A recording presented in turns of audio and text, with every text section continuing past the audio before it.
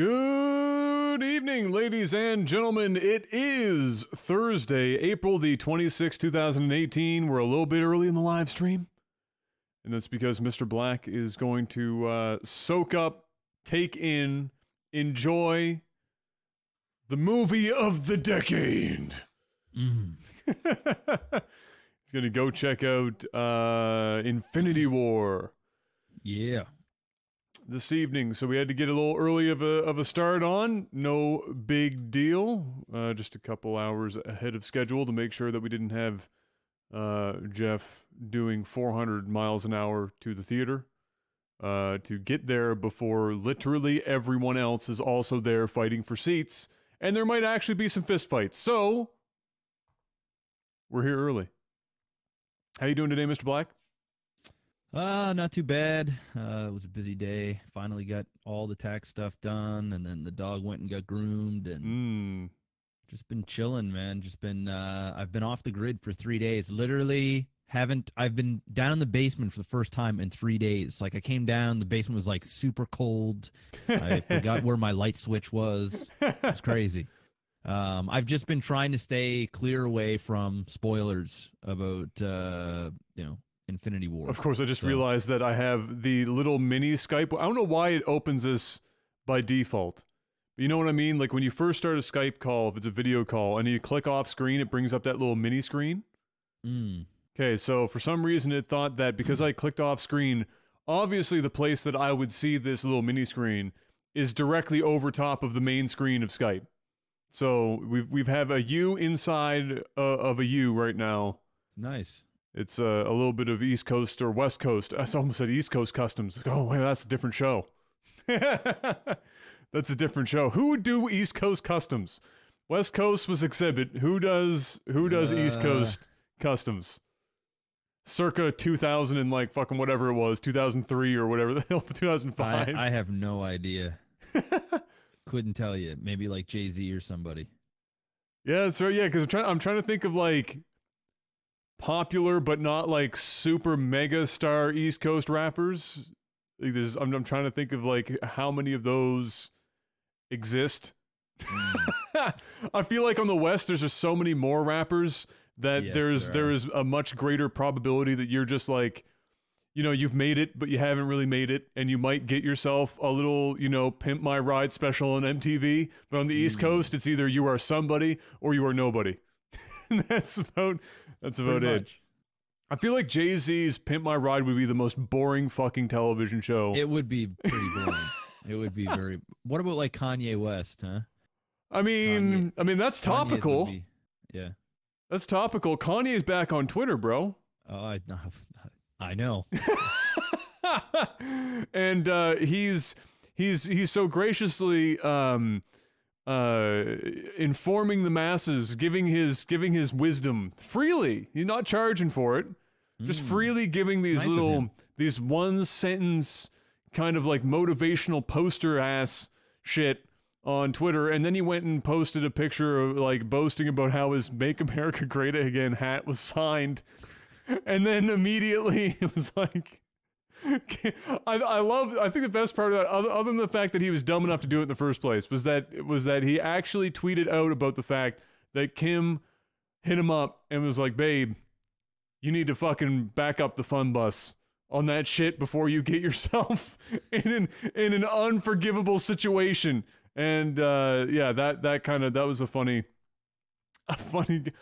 go, especially funny because the first thing that came to mind was, and we talked about it on the podcast before, was the Hurricane Katrina relief live show thing that they did, and George Bush does not like black people. And now we're watching Kanye West boasting about having a signed hat by like demonstrably the most racist, or whether he's a racist or not, but the closest, if he isn't, he's like asymptotically in math, he's approaching it as close, infinitely close to the line of racist. And watching him boast about it online was just so funny. It was like the most ironic fucking thing I've possibly seen in years. But yeah, Kanye, welcome back to the world of social media.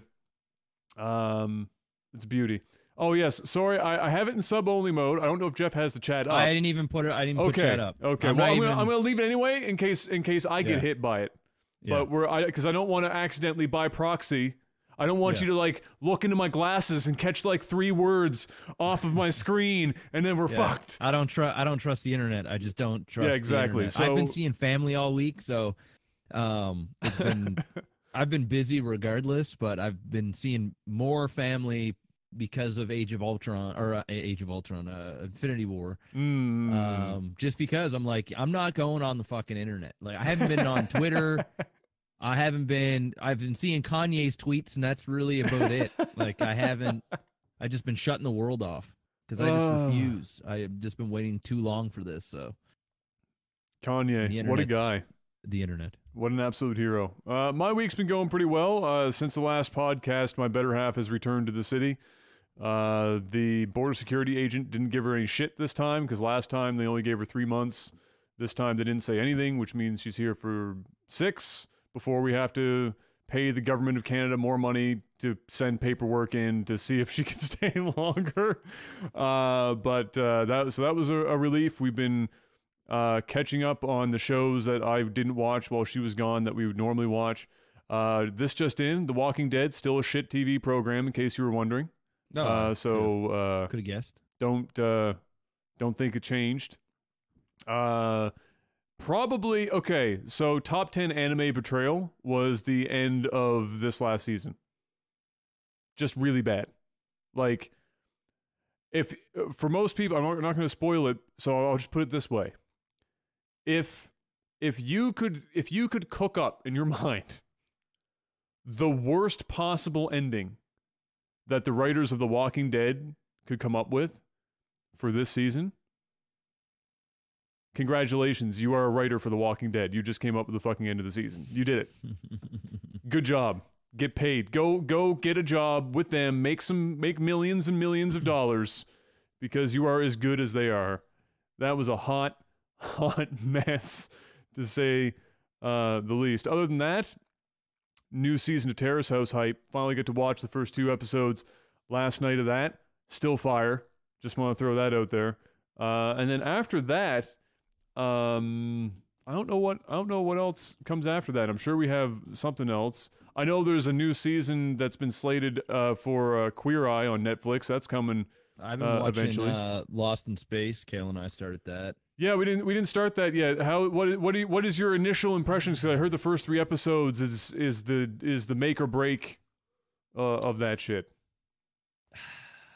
I want to love it, but it's because I've only heard good or bad. I've not heard people be like, it's not bad. People are either like, this is really good, or fuck it. It's kind of, for me, it's kind of in the middle. It's like, it's got so much promise, and the what's the word I'm looking for? The premise is good. And they do some cool stuff. The main alien thing is well animated. Well, I don't even know. Like, it's weird. Like, sometimes they use animation for him, but other times they just have an actual robot. But when it's the actual prop, you can tell it's a prop because it doesn't move very much. It just kind of stands still, or just moves like very little bit. On a scale of let's say Jaws to Jurassic Park 2, where are we lying in the animatronics spectrum? It's probably better than both those. Oh, okay. All right. I just, because the way you were phrasing it, I was thinking in my mind, looked like it was like trying to do the robot or something. You can really tell when it's animated, like CG'd, and then when it's. So maybe they should have just chose one or the other and stuck with it, so it wouldn't be so jarring. Like, either do all animatronic or all CGI and just. Well, I think the reality is they just didn't have the budget for all CG. Right. And if it was all animatronic, they wouldn't be able to do much with it. Like, we're talking the thing, it's a robot. Right. So, like, in real life, it's like, but when there's an action sequence or whatever, it's. Of course, it's doing its run.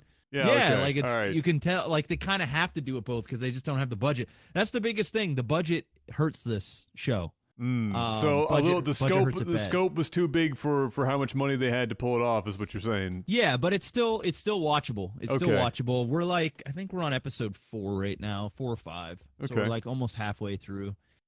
It's got some cool parts, but I wouldn't rush out to watch it. You don't need to binge it right now. No.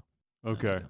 That's fair. That's fair. Yeah, after we had talked about it last week, I'd started seeing more and more people had watched it, and I was just seeing such divisive comments. It was crazy. It was just, they either thought, oh yes, it's really cool, or from the quality of Netflix out there, this is just not. This isn't something you should prioritize. But it's a good watch. Like, it has good stuff to it, but man, it can be cheesy, and it's just like the writing can be bad. It's just anyway. Although that was going to be my follow-up, was even though the budgetary constraints that they have there, was the writing any good? But that's apparently not even anything to write. Writing is pretty whack. All right. All right. You know what else is pretty whack?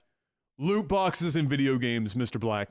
Loot boxes in video games are whack as hell, and you know who agrees with me? Belgium and the Netherlands, the home of my better half. They have decided, Netherlands first, and then Belgium more recently, hopping on that train, sister province pretty much, give or take a few meters, which explains or describes pretty much all of Europe, to be honest with you. They've decided that loot boxes are gambling, and therefore illegal as fuck for certain groups of people, of course. However, because it's video games, it makes it a bit difficult to just start, dancing around the age thing too much. So what they've decided is any loot box that that is put in front of you to be purchased with real money, instead of just in-game currency that you've earned, for example, which is a different thing. But if loot boxes are available to purchase with real money, but it's still gambling, because at that point it's basically roulette, like we've talked about before. You're putting real dollars in, you're pulling the one-armed bandit, you're seeing, how many times Blizzard's going to give you 14 duplicates of things you already have. Right. It's gambling. So, they agree, and they said, fuck that shit, get it out of our country. Comply or... face possible fines. This is no joke, bro. They're not fucking around. They're not pussyfooting the shit around. 800,000 euro, which is that's a few dollars. That's over $1 million US, basically. And plus a possible 5 years jail time for developers that don't. Now, don't ask me how they decide which one serves the jail time, but for non-compliant developers. However, they are not shying away from saying that it could also double if minors are involved. So if you're really pushing your luck, and there was a case brought forward based on like a 13-year-old kid that spent like half of his inheritance on trying to get that one Reinhardt skin, like I've been trying to get for like the last 500 hours of Overwatch and never gotten a fucking single one. You're in some shit. Upwards of possibly $2 million plus US dollars and 10 years in jail. That's strict. So, I don't know. I didn't see, because I didn't look too far into it, but I don't know if I don't think they have. I don't think we've had any releases yet from the companies that are going to be most affected by this that people would recognize. For example, FIFA 18, which we've also discussed here, is pretty much 3/4 of EA's profit margin, and without it, their stock would plummet really fast. In fact, the company would probably fold.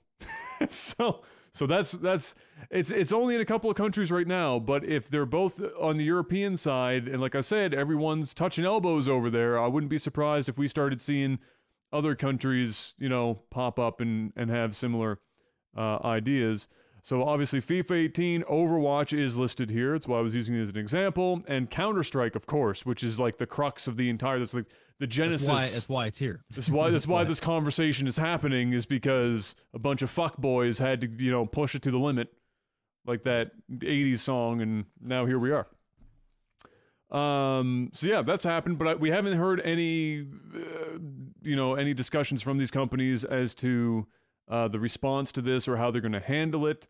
I don't even know what this means. Like, if, for example, they just need to, like, as far as regionality goes, like if they need to patch out things specific for region or how they're going to swing that. I'm not intelligent enough to know how that's going to happen.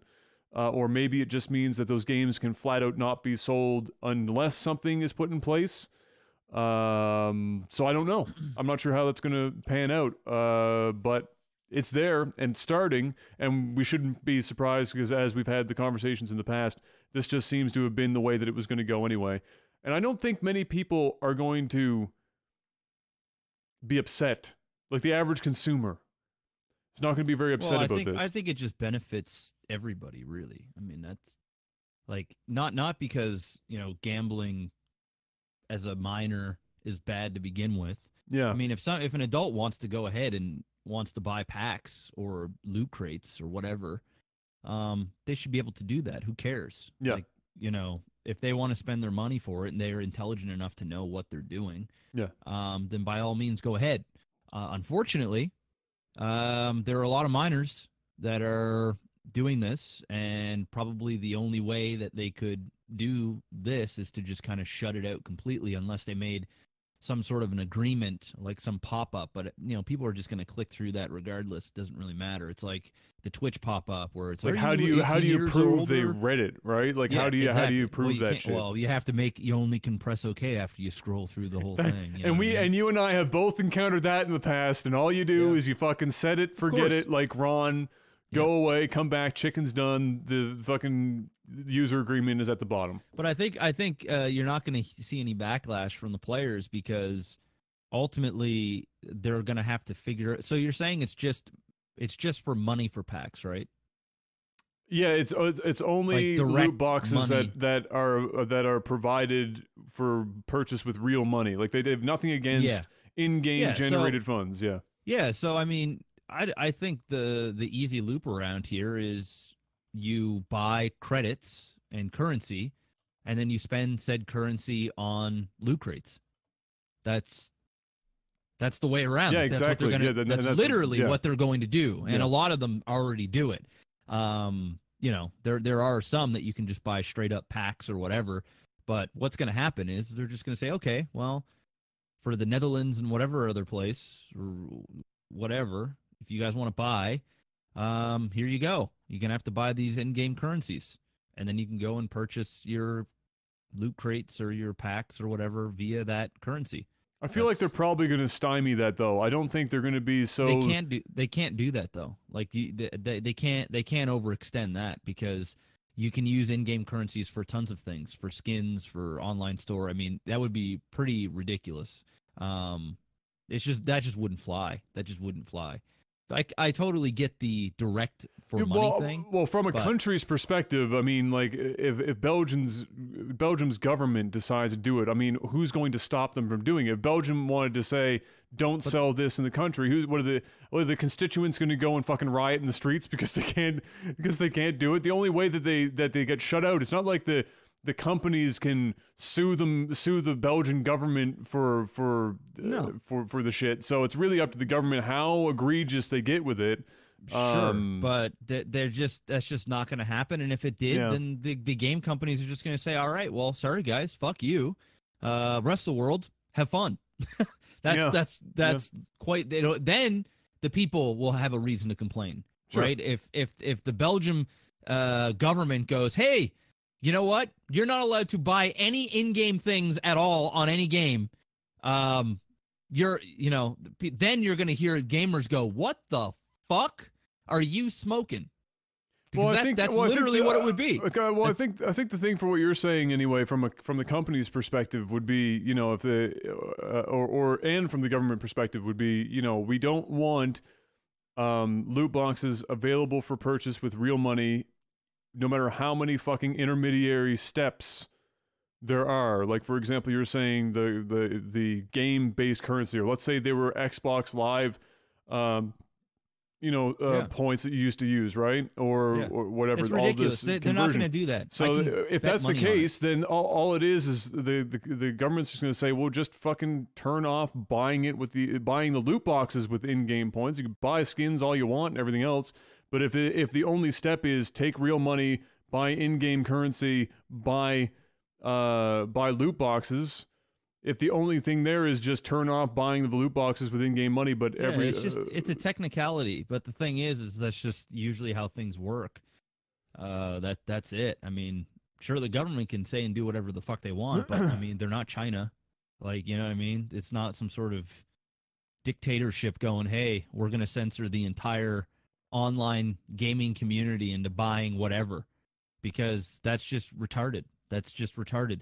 The game companies will go, all right, well then, sorry guys, we're not going to be allowing you guys to make online purchases, because like you said, I mean, there's workarounds for everything. I mean, how else are games gonna sell loot crates or packs or anything like that? Do you have to just earn everything through playing? Well, I mean, in this case right now, as it stands, I don't think it really. I mean, the Netherlands and Belgium aren't such enormous markets that it's going to. If it did go that route, it's not going to suddenly shift the tides of the video game industry. But but if more countries come on over time, then it becomes more of a problem for companies, certainly. And then it depends on, of course, how closely all of these countries track in terms of how strict they are with the rule set that they're applying to loot boxes. Yeah, it's a lot of ifs. There's a lot of shit going on. But at the end of the day, I think that all that would happen is that companies end up just finding other ways to monetize their shit. I mean, companies are always going to find other ways of monetizing their shit anyway, because that's just how they operate. Everyone's always looking for ways of maximizing how much money they can draw out of the user for a single software purchase or hardware purchase. It's just kind of the way it goes. I don't think that it's out of the realm of possibility that more governments over time take this stance on it, because the only two options are, if the government's goal is to reduce or eliminate reduce or eliminate minors gambling, we'll say, right? Your two options are put up a blockade on that shit that affects everyone to a degree, or you have to come up with some sort of really fucking good system that allows people for checks and balances that allow the game companies to verify the actual age of the person on the other end of the device. Those are your only two options, right? When you walk into a casino, it's a lot easier for the staff of the casino to look at your ID and look at you and make a judgment call. Then there's also online gambling, right? So those countries would just literally have to get rid of everything. It's just not going to happen. It just won't happen. I mean, kudos to the two countries that are trying to put things into place, but there is actually a 0% chance. I'll go 0.01% chance. Okay. That there will be more countries coming on and slapping down the heat stick so that nobody can use in-game currency to buy crates or real money to buy crates. There's a 0.01%. It's a cute thing, and hypothetically we can have the conversation all day. It's just never going to fly. Ever. I think there's a better than 0.01% chance. I think it happens over 0.01. I think it happens over a longer period of time, for sure. But I think that there's a good chance that certain markets take it more seriously than perhaps they would over here. But while there is always a get around for everything, that doesn't stop governments from putting hurdles in people's place, in front of people. Very specific governments to do it. Very specific, and the ones that do are usually. I just mean in general. Like if the little tiny I just mean in general. Like for example, up until this whole legalization of marijuana thing. I mean, the government knows that they can make it illegal to carry however much that they want to do it. They know that that's not going to stop people from being able to do it or doing it, right? But that still the idea is to put hurdles in people's way. So what I'm saying is that just because it's not going to stop people in its entirety, especially in a place like the internet where it's very difficult to be able to control the general population, short of being fucking China, and even China's having a hard time keeping people inside of the Great Firewall. It's still something that governments will do, if only to was it placate or placate? I can never remember. It's hard C or soft C. Anyway, the voting parents to make them feel comfortable, like that there's shit governments will do just for that. We're also just talking about video games, and we're talking about but online purchases within a video game. This isn't something that governments just. This isn't something that just is sitting at the table of world problems where they go, okay. Well, hey, every time. Well, I mean, to be fair, most of our lives growing up, every time there was a shooting or a fucking problem, the first thing that politicians jumped on was to blame video games. Shit, they're still fucking doing it now. There are some career politicians with their entire. Bro. All right, let's move on. You're stretching. It's not going to happen. You're stretching. That's not a stretch. That's reality. It's like there are people with entire political careers based on trying to pin down video games for problems. Nintendo finally gets their new CEO. So they had like an interim CEO for a while after Iwata passed away, not a huge time ago, but getting on anyway. And they've brought in a younger guy than the interim was.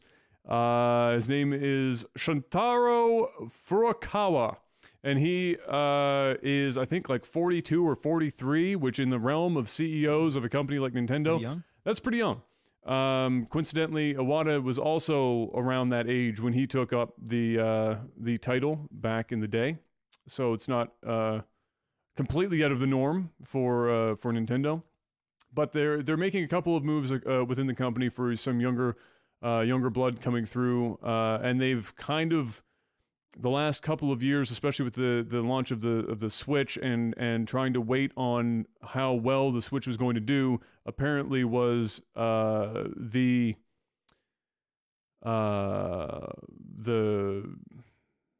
tipping point for when they were making this move to shift the company to a younger set of people. I guess just to give the company a bigger cushion in case the young people fuck some shit up and they did, made some wrong choices or something, that there would be a bit of a cushion, but that's happened. So he's stepping in. This is a guy who's a bit of a broader skill set, perhaps, than some of the other candidates. I think most interesting is that he worked abroad. I think it was in Germany for 10 years. So he's fluent in English. So where Iwata was not even close to fluent in English, and every time there was a Nintendo Direct or there was a stage thing, yes, he was adorable and everyone loved Iwata because he was a god. Probably was pretty difficult for Iwata when dealing with international companies selling Nintendo to other companies or dealing with them to really lock stuff down because he couldn't speak English. And he would have had to have relied on an interpreter to do most of that for him. Whereas this guy, apparently fluent in English, and that's probably going to be quite a big help.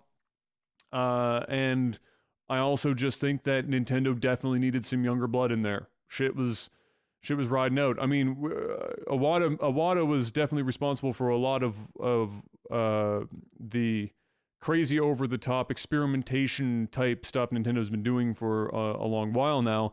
And it's not to say that those things were bad, but I feel like some new blood should hopefully give them a bit more perspective on what might be better for their brand than just relying on what crazy shit can we do next.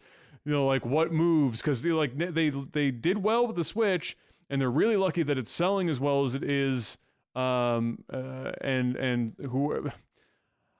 guess there's an element of luck, and there's an element of intelligence in the moves that culminated in the Switch and the Switch's success to this point.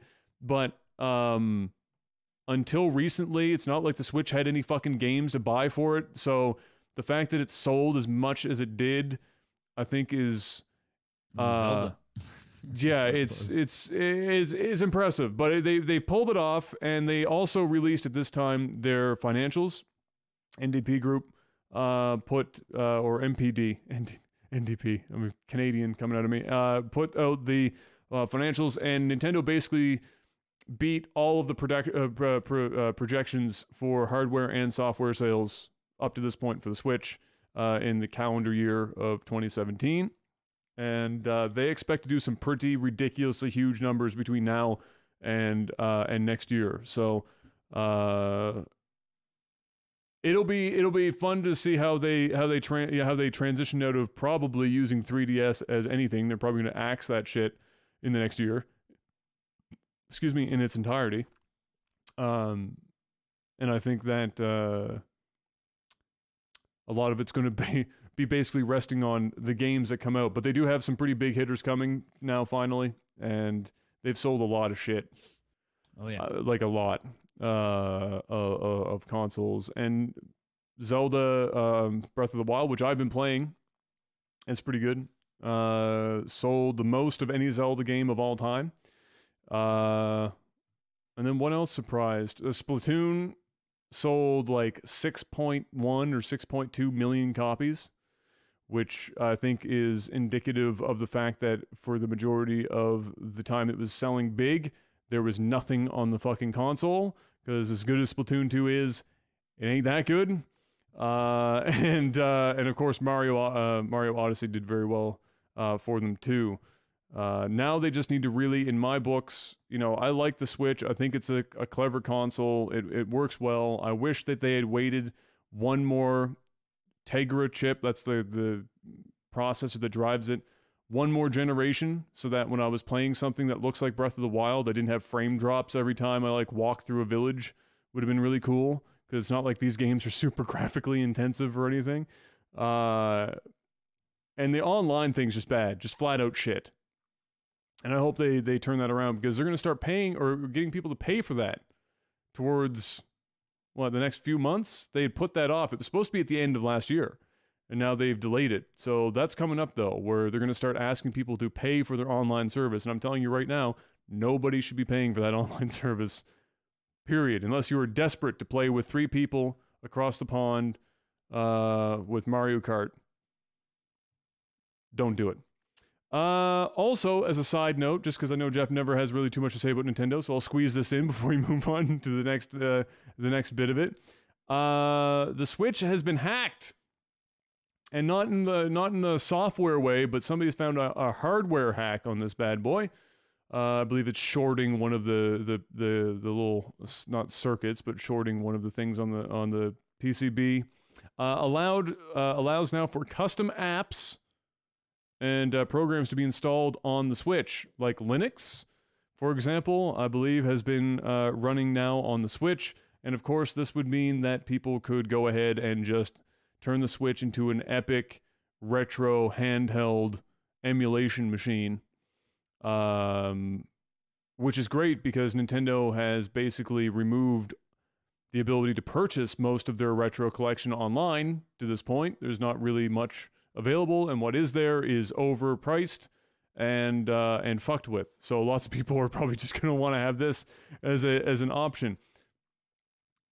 Most interesting is that there's a possibility that it's not patchable by software, which means anyone that has the current revision or the current model, which is the first run anyway of the Switches, pretty much everyone's good to go, unless they come up with some newfangled way of patching that out. In the upcoming patch notes, it does seem like Nintendo is ramping up to produce a new revision of the Switch from a hardware perspective. So those ones will likely have this problem corrected.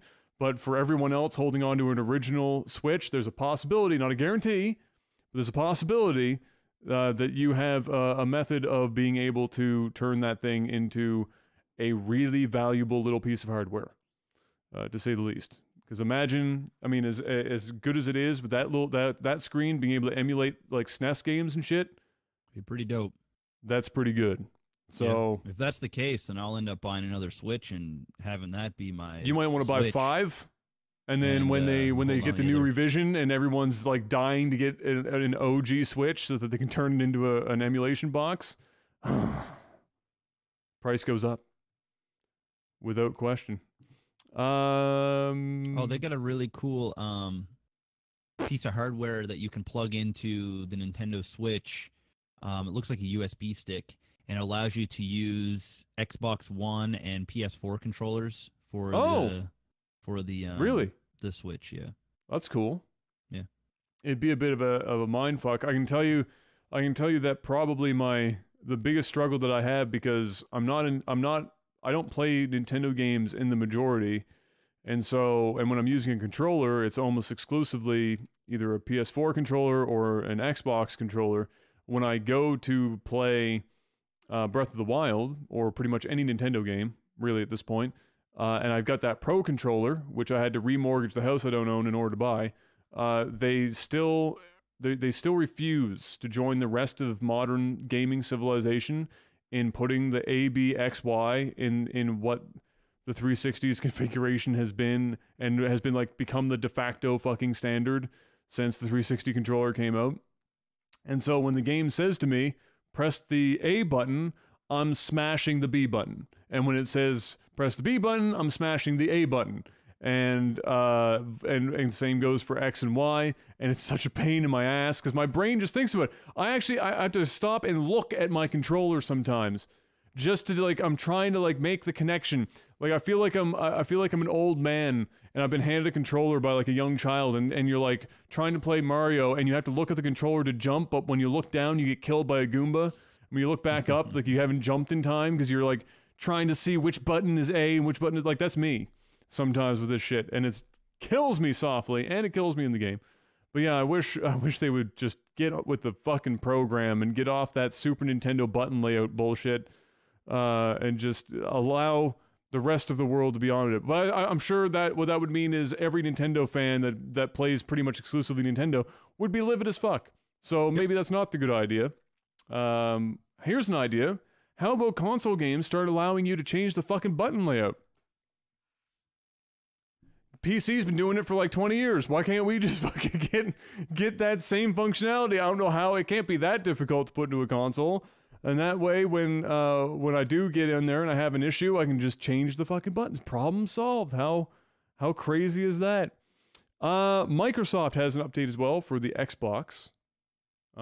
They just keep pumping out these updates for this thing. 1440p is now going to be supported as a resolution, which means if you have a computer monitor, and as we all know, the S and the X, but the X specifically does that upscale for certain games. 1440p now supported resolution, so that's pretty cool. And Freesync, which is the open source version of G-Sync. So if you have a 1440p FreeSync monitor and you hook your Xbox up to it, and you have low latency mode, yeah, you're off to the races. Now you're getting a lot more to your Xbox. And that's for the S and the X. The base model Xbox does not have that functionality.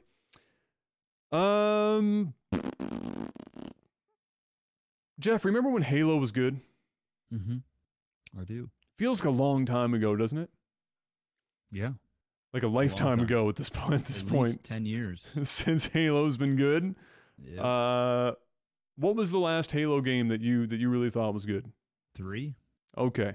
So, great. Thank you for saying that. I was a little scared you were going to say 2, and then my segue would have been absolute garbage. But you hooked me up with the segue. So, Halo Online is a mod of a version of Halo 3 that was developed for Russia specifically. Okay? And it was on the PC. And so it was modded, and it uses all the assets and whatnot, but it's basically an online-only mod, Halo 3 combat, with casual queues, as well as ranked queues, stats, the whole 9 yards. Okay? And it has a pretty big following. I think even right now, despite what we're about to talk about, they average sometimes 8,000-10,000 people at a time on this thing, which is pretty impressive for a community mod, to say the least. Now, they've not had any issues with Microsoft up until this point. It's been around for a hot minute. But just recently, 343 Studios, who are the current holders of the Halo name, decided that they were like, you know, we like it, but maybe we don't have this shit plastered everywhere, like on Twitch and on YouTube, which probably had something to do with the fact that every now and then, for solid chunks of time, Halo Online would have more viewers on Twitch and YouTube than actual Halo, which is probably a bit embarrassing for a lot of people involved. Anyway, they bring this to Big Dad Microsoft. They say, all right, hey guys, we just want to let you know that this is happening. And pretty much immediately, Microsoft went out and started throwing DMCA hammers at everyone. Just fucking tossing hammers all over the place. Jericho, the Twitch streamer, who's a pretty big dude, got a 24-hour ban. Twitch just handing out bans, not even suspensions. Play it there the other day for about an hour or so. Yeah. Playing it. So a bunch of people with no warning, they were just playing at the time, no warning, just get fucked. So a bunch of people got nailed by that. 343 actually came out and apologized because they were like, they didn't actually think that that was going to be how it was going to be handled. They thought like a DMCA would be sent out and then it would just be like kind of on YouTube, or the explanation is just, you know, stop. It's a cease and desist. It's not like we need to crush you and your soul. It's a warning. It's a warning. It's a warning. Just stop what you're doing. Firing across the bow. We're not trying to take people out. So they apologized because they didn't think that was what was going to be happening. But yeah, obviously the mod, the creators of the mod are a little bit salty about it. They've had to take down the download links and stuff, but it's on the internet, so it's too late. It's already everywhere, and there's still thousands of people playing it. But it's interesting because I can't remember which Xbox exec it was. I don't think it was Phil Spencer or anything like. I can't remember. It might have been Major Nelson or some shit. Anyway, I don't think it was that long ago, but there was discussions about how there was definitely a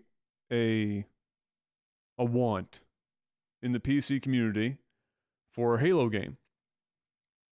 Not that that's shocking. If Halo was on, if you could play Halo 2 right now on your computer with, you know, the ability to have widescreen graphics and shit, like not fuck with too much, but if you just had Halo 2 with online, would you be into that shit? I've played a couple times. It's not something that I would grind out, but it's definitely something I'd fuck with for sure. Yeah. You and me and probably a lot of people would be down for that. Halo 2, Halo 3, Halo 1. Shit, Halo anything. Just Halo on the computer would probably make a lot of people excited. I'm just over Halo. Like, honestly, well, like, that's part of the problem for sure. I'm just fucking over Halo, man. There's still a fair amount of people that aren't necessarily over Halo. Well, no, but a lot of people are. Yes, absolutely. A fuck ton are. Absolutely. But there was a statement made that they would be working specifically, or they would like to work, or they were open to the possibility of working with the very mod makers of Halo Online. And so people are a bit confused about the messaging, because Microsoft in the past has been like totally okay with this whole thing. They knew about the project. They never did anything in the past. They mentioned, you know, out of the mouths of babes, they mentioned talking about how they might like to work with specifically these guys doing this mod in order to make this thing happen, to make the experience something that they already knew people were into. And now all of a sudden, out of the blue, just get fucked. Everything's gone and whatnot. Which means people are both pissed off, but also wondering, does this mean that we have Halo coming to the PC soon? What do you think? Who cares? Who gives a fuck? Halo is dead. Halo is dead. It's done. It's over. It's done. You can't even make a Halo Battle Royale. You're done. Oh God, I almost threw up my mouth a little. Halo Battle Royale. It's just, you know what it is? You know what it is? There's a pack of people out there that are diehard Halo fans, rightfully so, and they miss the old Halo because I think it's universally known that the last couple of Halos sucks balls. Like, just ball sack sucks. I think that is just, I'm objective when I say that. It's not even a subjective comment. It's just, it's objective. Your subjective opinion is that it's objectively bad. That's right. And people, there's people that are just reminiscing about the old times. Yeah. And, you know, what happened is they were cool with it because there wasn't much talk about the game. It was like this own little corner. Those people are still like keeping the Halo brand alive for those hardcore enthusiasts so that when something new does come out, perhaps they haven't even completely fell off the interest level for Halo. So it's this nice little thing that Halo Studios was okay with because it wasn't disrupting what they have. Well, now you see Summit playing this on Twitch for hours on hours, pulling in 30,000 viewers. Other streamers are starting to stream it. Clips of this stuff is going on YouTube. People are shit talking in every conceivable way in the comment section of these videos, in the Twitch chat, just like, this is so much better than the garbage they have now. Like, why, these are the glory days. What the fuck, And so I think that the guys over there go, holy shit, this is starting to get a little bit too big. It's starting to actually hurt our brand because we're not in control of it. If we don't, listen, it's one thing if they're in control and they're doing this, then they're the saviors. They're bringing back what we love, and we've listened to the fans, and we're finally making the changes. We hear it loud and clear, but that's not the case. Somebody else had to do it. And now that it's picking up traction, they had to put the fucking axe down, before things blew out of proportion. So yeah, I mean, this probably does mean that, they're going to try and release something under the actual studio and take, what's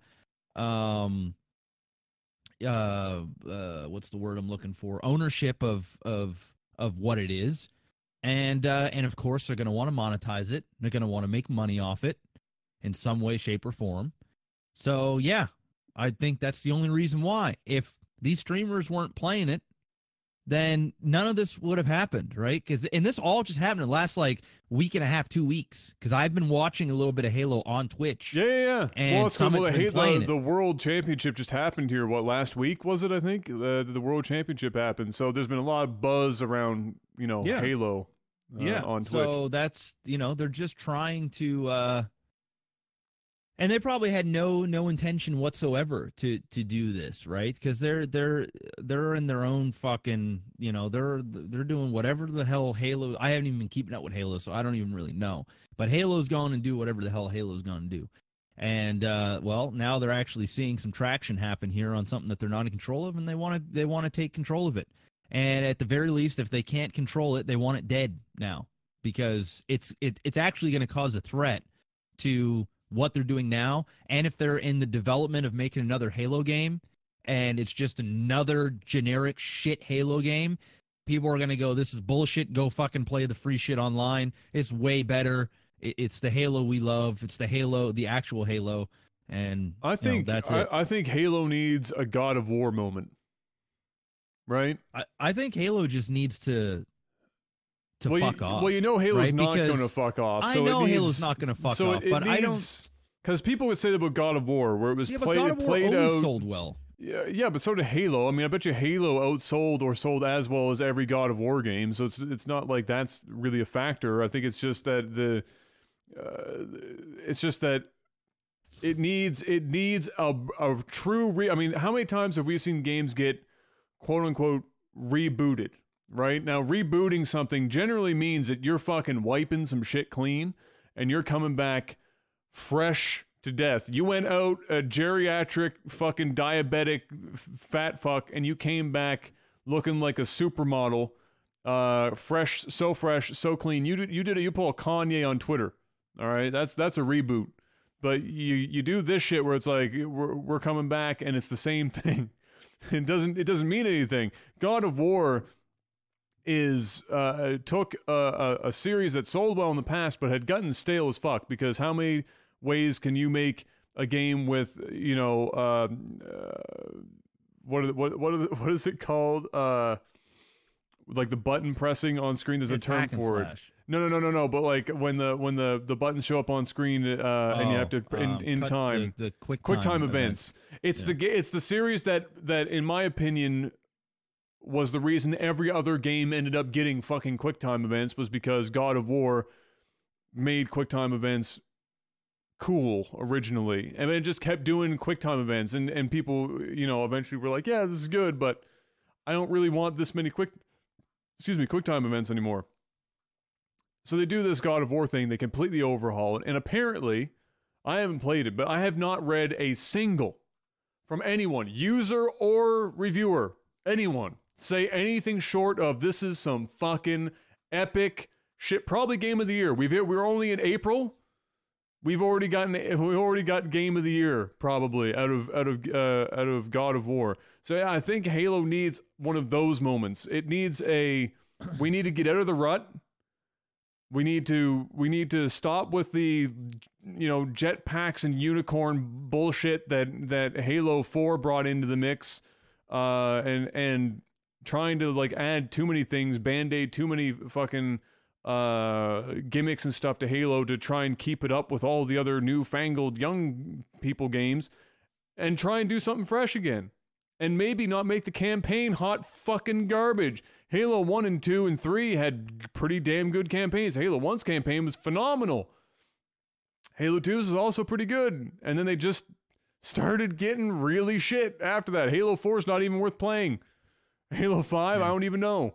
But I don't know. I don't know. At this point, I don't think Halo's ever going to get back to its glory days. I think I think what it was is it was right place, right time for Halo. It was almost like the first of its kind. It was like the 007 of the Xbox, and they created a couple of good sequels. It was another game that showed that first-person shooters on a console was totally a viable thing, right? Yeah. And now there's so many games out. There's so many shooters that just do it better than Halo. And people have just been burned by it so much that I'm sure they could win back some people, absolutely.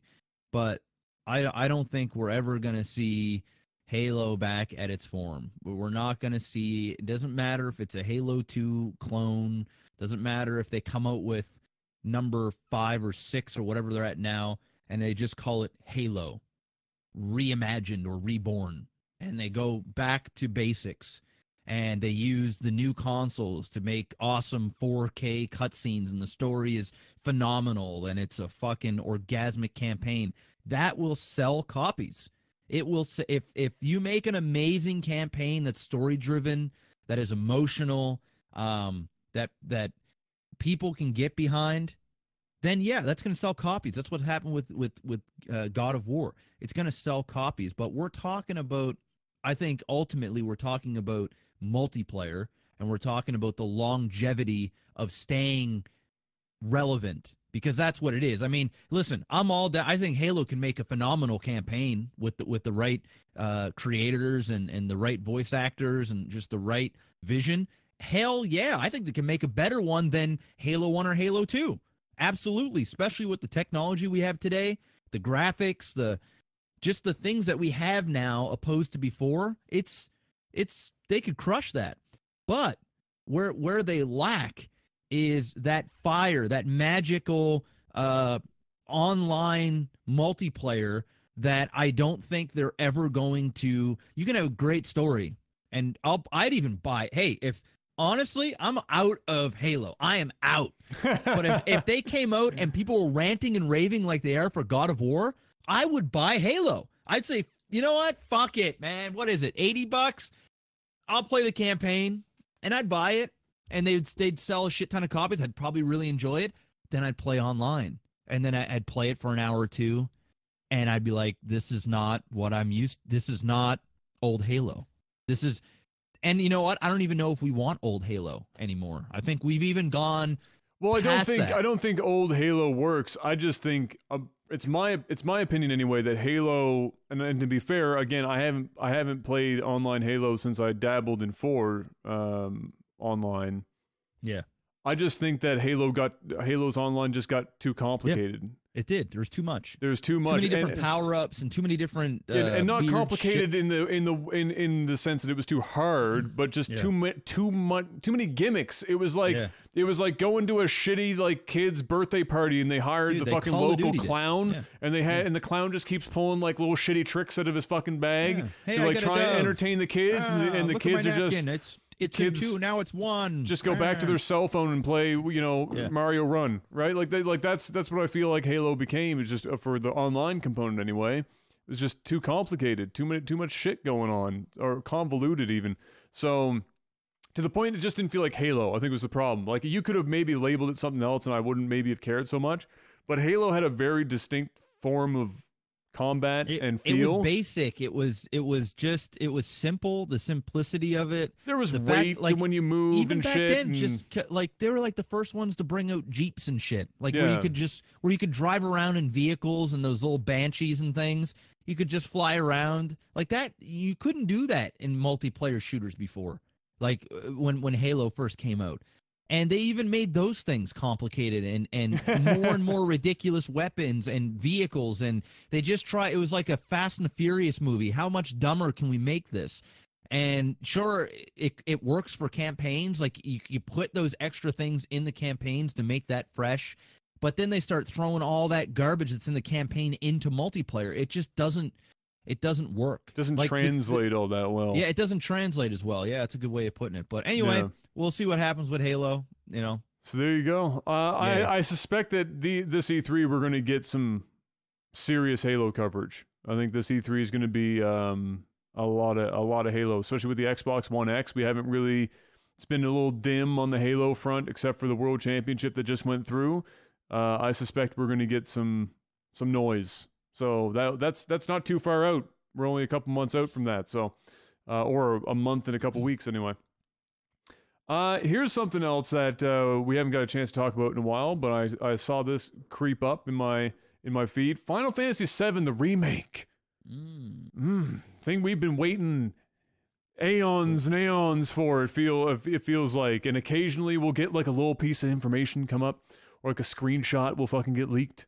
Or, you know, they'll come out and they had that little sizzler reel of like gameplay thing, not, you know, all that long ago, although it was probably a while ago now, and I'm just fucking time. It was a while ago. Yeah. It was a while ago. Okay, so apparently the company that Square Enix was working in partnership with to try and make this whole project happen, called CyberConnect 2, which I guess means that at some point there's been a CyberConnect 1. I don't know if they went bankrupt and they just made CyberConnect 2 or not. I don't know.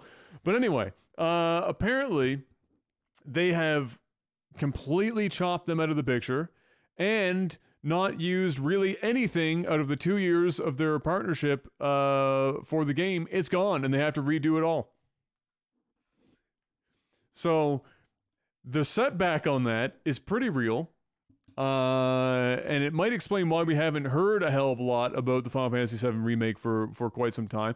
And Makes a lot sense. of this information comes from somebody working directly on the art direction team, who also had some like choice words. If you really get bored, there's a link there where he's talking about, this is in a Reddit thread, and he was talking about how CyberConnect 2 is basically one of the shittiest companies on the planet, and which begs the question, why did Square Enix partner with them in the first place? For something as important as the remake for Final Fantasy VII, right? So they've pretty much tossed all that out, which means Lord knows when we're gonna see this remake happen. 2021, somewhere in there.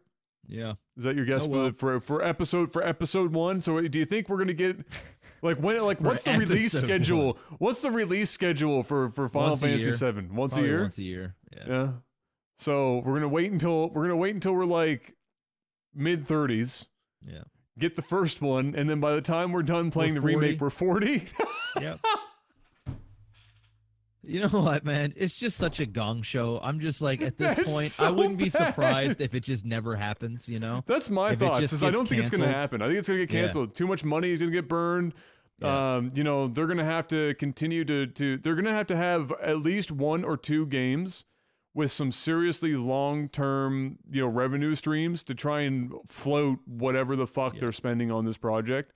Now, they will make heaps of money if on it Final happens. Fantasy VII, if it happens. But, whew, we'll see. But yeah, we'll wait and see if it actually comes to pass. Mr. Black, hit me up with a little jingle for movies and TV. Movies and TV. Very nice. I like that you have like the weakest jazz hands in the world for that to go along with them. It's like the guy who's done like stage acts for 50 years. He's just tired of doing the same shit. Anymore, he just comes out. It's like doctors just getting ready to go into surgery. It's just, come on, hurry the fuck up. Let's go. Let's see. Oh, first thing I have on my list here, the Venom trailer. I'm guessing you've seen the Venom trailer? Yeah. What were your thoughts on the Venom trailer? I didn't really like it. All right, but why? What about the Venom trailer did you not like? I didn't like the CGI in it. It was pretty. I mean, listen, it's. I wanted to love it, but I don't think it's gonna be. How far out is this movie from happening? I think it's in September, October. So that means the CGI could get it definitely way better. Will get better. Yeah. It will. But that was not a good cut of a trailer, in my opinion. I thought the first one was really great because they just teased Venom. It was more all about Hardy, and I like that. There were parts of this trailer that I liked. I really liked him kind of fighting with Venom. You know, the other side of him, and he was kind of like struggling to have control of his body, and I really like that stuff. But I just the CGI looks so bad, dude. It just took me out of it. Like it just looked like Tom Hardy doing actions with his body, in front of a green screen, so they could make these things happen. Now I'm sure it's gonna look a lot better, but I'm just judging from what I saw. It looked very, very. It felt very 90s. It felt like I was watching a trailer for a 90s Spider-Man movie, or like early 2000s. Sorry, we'll go early 2000s. So we'll say like a 2002 Spider-Man, where like the CGI, if it was back then, you'd be like, oh, that looks really cool. But now if you go back and watch it, you're like, I don't know. That's not great. That's how I felt about it. But Tom Hardy's gonna crush it. I mean, that was my takeaway from the trailer, was that despite, I agree, it was a bad cut. Like the trailer was cut terribly, and it looked like a cut for a B movie. It didn't actually look like a cut for a blockbuster whatsoever.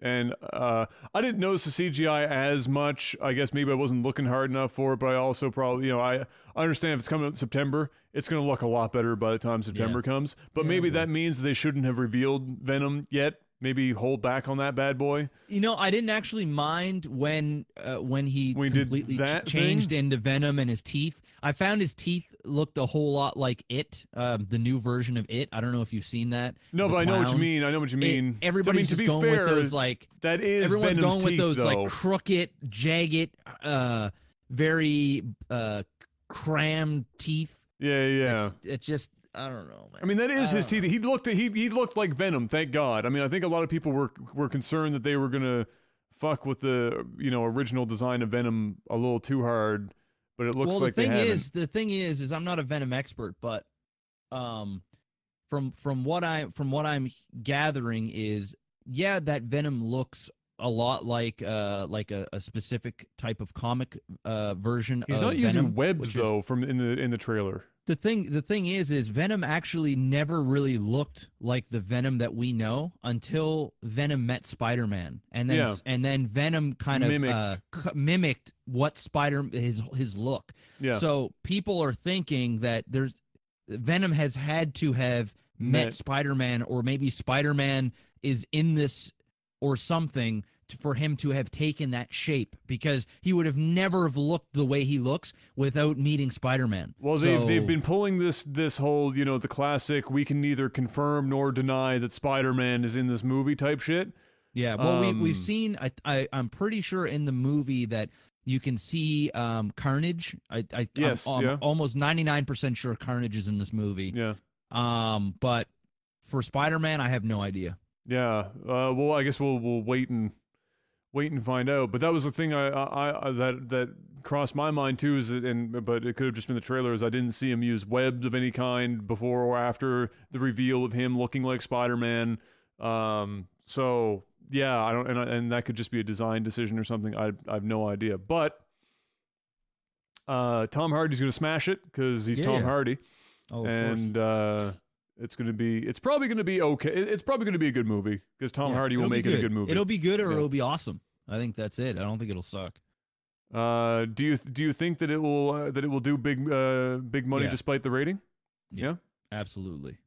Especially if it's rated R. I don't even know. The movie doesn't even have a rating yet. But if they go real dark with it, and I hope they go dark with it because it's Venom, for God's sake. Yeah, and the movie does seem very dark. Like the color palette, everything is very dark. It's like they put the black, like a black filter on the camera for everything type shit. Like when they graded the movie, it looks like it's been darkened up. Like everything, like even bright colors are dark. So hopefully we get a good, brutal, gruesome Venom.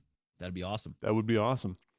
Apparently, so we had talked about in the past how there was a in the talks Quentin Tarantino Star Trek project. So apparently there are 2 more Star Trek movies happening right now, and obviously various degrees of not completion because it's not like they've started shooting, but you know what I mean. But it's unclear.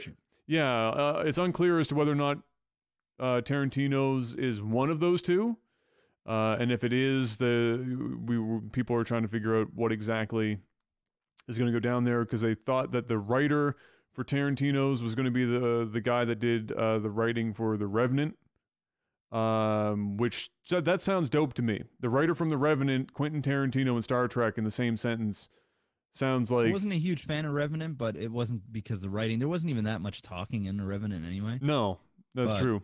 It sounds professional. But it sounds professional. Yeah, I think that's the difference for me is it doesn't sound like it's like. Yeah. Yeah, it sounds like maybe a little more mature of a Star Trek than we've been getting. Not like I really like the Star Trek movies. Oh, absolutely, I think they're fun. Yeah, I agree. Fun. I'm a huge Quentin fan, so I think what's going to happen is we're going to get a whole new version of Star Trek, and I'm going to fall in love with it, and then I'm going to hate the next one because Quentin's not going to do it. I think that's what's going to happen. We're going to get like a really amazing dialogue. Like we're gonna just fall in love with the characters, not just the action and the space adventures and stuff. I'm gonna fall in love with the characters, and it's gonna be some awesome long dialogue. Do you think it's gonna do well though, money wise? Because it's Star Trek. I only say that Quentin Tarantino. I know, but I only say that because the first 2 Star Trek movies that you would call the reboots, I guess, of the whole thing, the one that 2009, 2013, those 2.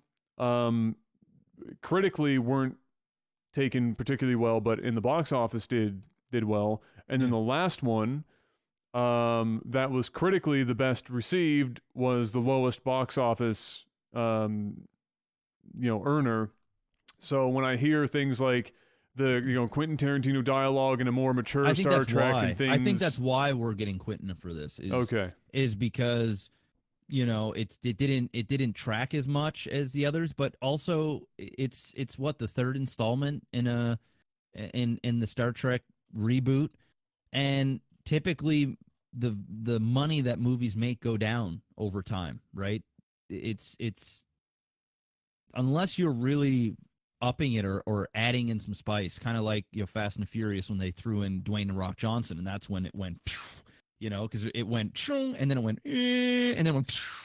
So they got to do something. I think having Quentin part of this, Quentin brings in a whole nother slew of fandom, and some legitimate. Like I think, and critically, this is going to bring the dialogue and the action, because Quentin doesn't really make blockbusters. He doesn't make blockbuster movies where you throw popcorn in your face and you just shut off, kind of like a Transformers movie, or even like Rampage that I saw, or even something like Deadpool or Avengers, for example. Those are blockbusters, and those are sometimes you get blessed with some really great storytelling. It's rare, but sometimes it happens. But mainly you're going there for a good time, for the action, for the character heroes that you like, and that's the show.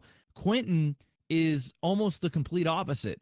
Quentin comes out, he does huge numbers, but it's never about crazy action. It's about the dialogue. It's about the depth of the characters, and just this this level of sophistication of filmmaking that you just go and you appreciate film. That's how I think of Quentin. And as long as Quentin doesn't completely make it a Quentin show where he wants to just be artsy fartsy because he's got this big audience that's going to watch. I mean, he always has big, but we're talking Star Trek here. So, you know, the Trekkies are going to go in and watch. This has potential to, you know, be hundreds of millions of dollars. The movie's going to make hundreds of millions of dollars, right? Maybe even $500 million. And I just hope he doesn't bore the casual moviegoers, because a lot of people that go to a Quentin movie, they go because it's Quentin. And so they, you know, you watch Hateful Eight, which is not an action-packed movie. Now there's action in it, but it's very everything happens almost in one like bar. But the movie's like 3 hours. It's nothing but dialogue, but man, it is amazing. It's like watching the best episode of Game of Thrones minus the action. So just think of like the dialogue of an amazing Game of Thrones, where you're sitting there, you're watching, Danny talk to Jon Snow for the first time, and you're just like, you know, every word, you're listening to every word. You're like, oh fuck, did he just say that shit? Shit's gonna get like that. But for 3 hours, where it's you're on edge, but not for action. And I hope he doesn't go that far. We just want a Quentin touch, but we still want the big blockbustery. And I'd be okay with that. I think a 50-50 blend of Tarantino and actiony stuff would work, if only because, you know, Star Trek, that was some of the complaints that people had with the 2009-2013 Treks, was that it was a little too actiony, which wasn't at all what Star Trek was really. That's not what Star Trek's about. They tried to make a Star Wars movie. Star Trek tried to become Star Wars at the box office, right? Yeah. They you know, with the ships of fighting, and you know, the cheesy villains, and they tried too much. They just too much Star Wars, right? Yeah. And Star Trek has always been about the characters, like for the TV show. Yep. Like nobody was watching Star Trek, you know, to see what planet they were going on next. They were watching because they fell in love with the captain. They fell in love with the sidekicks. They fell in love with the story. And I think Quentin can really make that. It just sucks that it's only going to be like 2.5 hours. I think Quentin would make an amazing Star Trek series, which would just be incredible.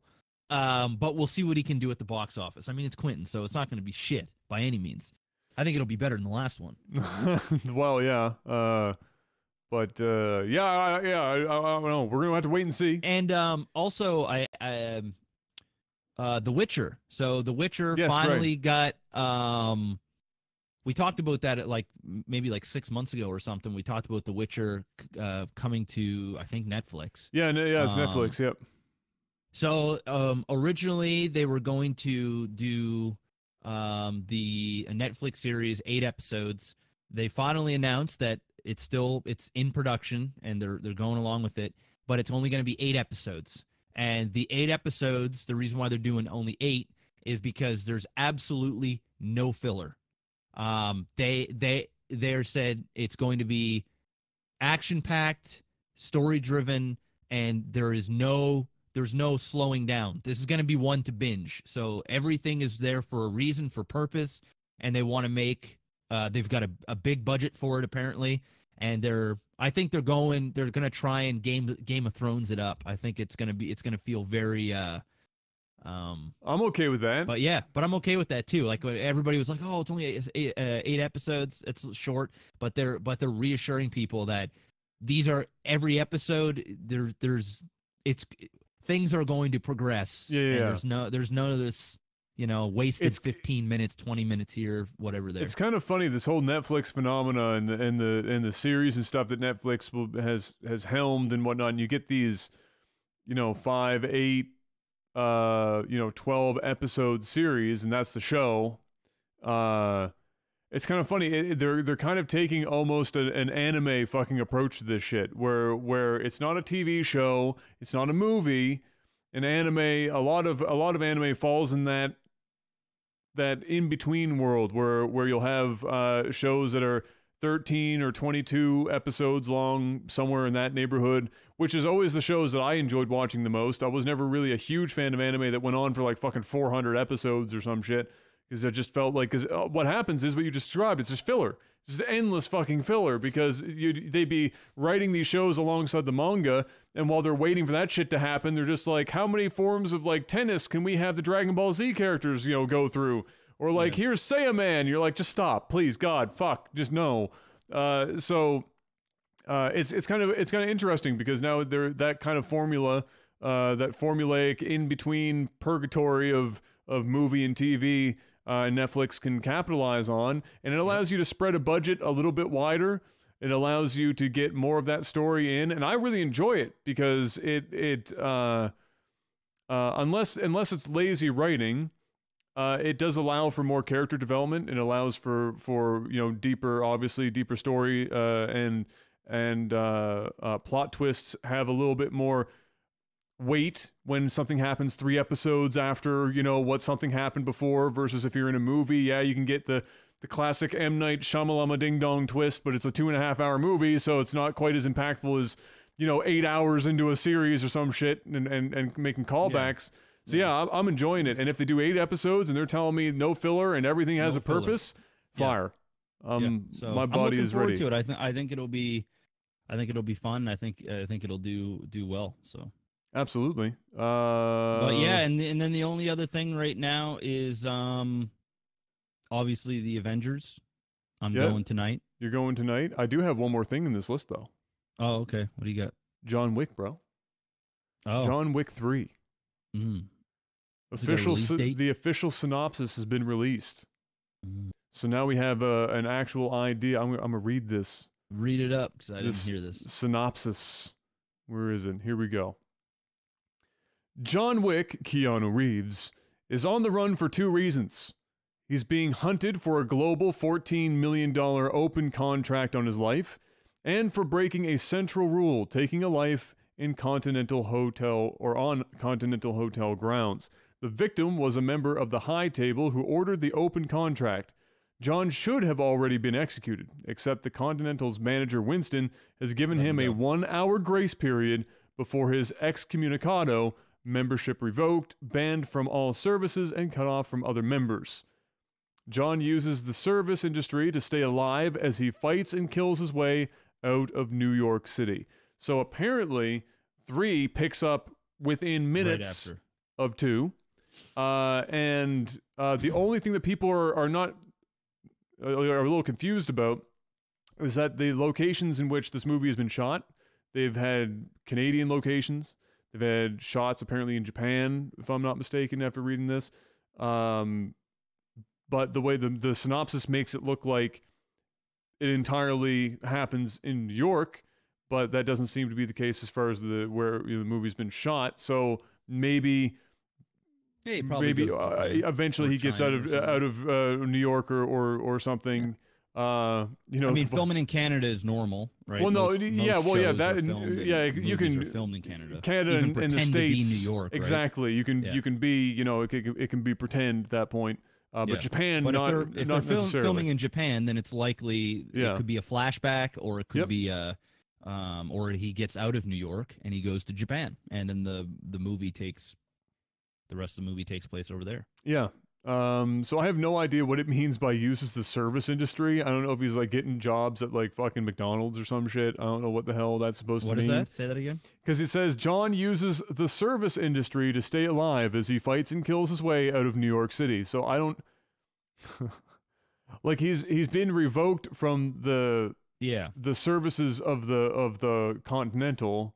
Yeah. So the service industry, I don't even know what that means. Like not a clue, but maybe there's like a whole nother branch or something in Japan. Maybe there are a whole group of excommunicado agents that probably not a lot of them, but maybe there's like a little group of them that helps him out. People who have also landed themselves in similar situations or something. I don't know, but yeah, maybe he goes and gets a couple of friends and they fight back and they try and take out the leaders of whatever. Oh, I'm sure he's gonna call in some favors. You know what would have been super dope? What?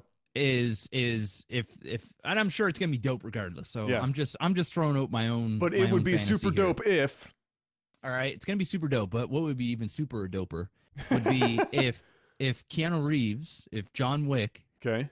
if the whole synopsis was, all right, he's got to go back to the Continental Okay. and kill his way up to the top to take out whoever's there. So he's got to go through all of the different assassins on different levels. So we've got like a raid or a Die Hard type shit where Keanu, it's very focused, so they could put a ton of money into special effects and they don't have to go to big crazy exotic locales. You know, it'd be and super then just rip through the fucking building. doper if they one-taked it like it was The Protector. They probably could do something like that The too. bone-breaking montage of The Protector, but John Wick, where he's going up the tower one floor at a time, just fucking people's days up. You know what? I mean, it's not like 1 and 2 didn't have long takes. I'm just excited to see these action scenes because they're just so damn good. Yep. Keanu is just such a god, and to be able to do wide angle action shots and do like longer cuts is just fire. It's I'm ready for it. I hope it's good, and I hope they end it right there at number 3 and just be done with it. That would be ideal. Yeah. I'm not convinced that's going to be the case. But if they make shit tons of money, you better be damn sure there'll be a John Wick 4. It's coming back. Absolutely. So that one is the last I've got. Reinstated. Or he becomes the new like grandmaster of the fucking Continental or some shit or whatever the hell it would be. He's the leader of the high table. He starts his own fucking Continental. Exactly. With hookers and blow. Perfect. Blackjack. Let's do some tech support. Mr. Black, let's squeeze a couple of tech support things in. We're making good time. That's great news. Here's a very important question. This is a socially important question. I'm gonna say this is something that most people our age probably have thought about at least once. Comes in from Billy Button, who is a $90 lifetime supporter. Thanks, he Billy. asks, who wins in a boxing match between Bob Ross and Mr. Rogers? Bob Ross. I agree. I think Bobby's got him. I think Bobby's like a sleeper car. I think Bobby probably knew how to throw. Well, he was in the army, right? Yeah. He was there. He was a sergeant. Yeah. So he's got to have some sort of combat experience. And I'm going to say Mr. Rogers, being a like Presbyterian minister, probably not all that adept at hand-to-hand combat. Nope. So I agree. Also, I'm going to give it up for the afro, and I'm going to say that if it ever happened, I would have to have the Ready to Rumble music in the background to complete the ensemble. What else we got here? I don't think I've ever had anything major happen here, but I'm going to ask you just in case, because maybe you have a story. This comes in from either Nob or Nobi.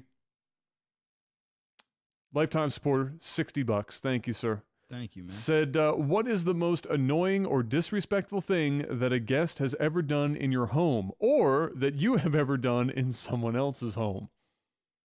Have you ever had a guest at your house, and they just do some disrespectful shit? Well, I guess, yeah. I mean, absolutely. I would say probably the worst I've had somebody steal from me. Oh. You know? Yeah. So, it's true. I've had stuff stolen. Was that just a person that was over for like dinner and all of a sudden they're jacking your shit? Or like what are we talking about here? Yeah, I mean, I don't want to say the person's name. Well, no, I don't expect that. But I know who stole from me. And this person was over my house quite a bit. Okay. And once I realized he stole from me, which was money, by the way, it wasn't it wasn't even a significant amount of money, but it was stolen nonetheless. That was it. He was never in my house ever again. Excommunicado, so to speak. Yep. Which I think is pretty. I mean, listen, if you're going into somebody's house and you're invited, like if somebody invites you in their home, and you're gonna steal from them, you're a piece of shit.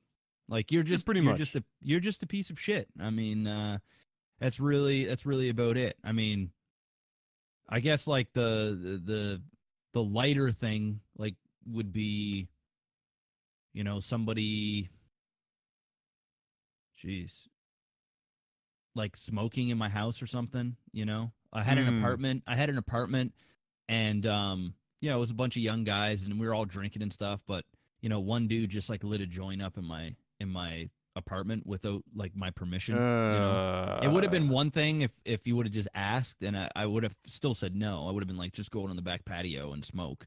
But you know, just decided while I was in the bathroom, come back out, and he's just there smoking a joint in my living room. It's like, what the fuck are you doing, man? So, you know, I know that's not as serious, but I guess it's kind of disrespectful. For me, like, that would piss me off quite a bit too. I mean, it might not be serious to some people, but if you're gonna smoke in my home without asking me, you know, that's no. Yeah. That's a no-fly zone. On top of that, right? Yeah, exactly. Shit just lingers like it. It's terrible. It takes forever to get the smell of that shit out of the place. Yeah, I don't think I've ever had too much. I mean, people. When I was younger and I had people over, I had some of the kids steal shit. When I was younger, but I was still living at home. Game or whatever. Yeah, exactly.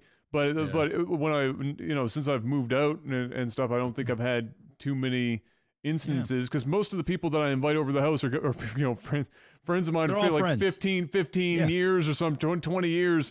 Nobody's really doing shit that's, you know.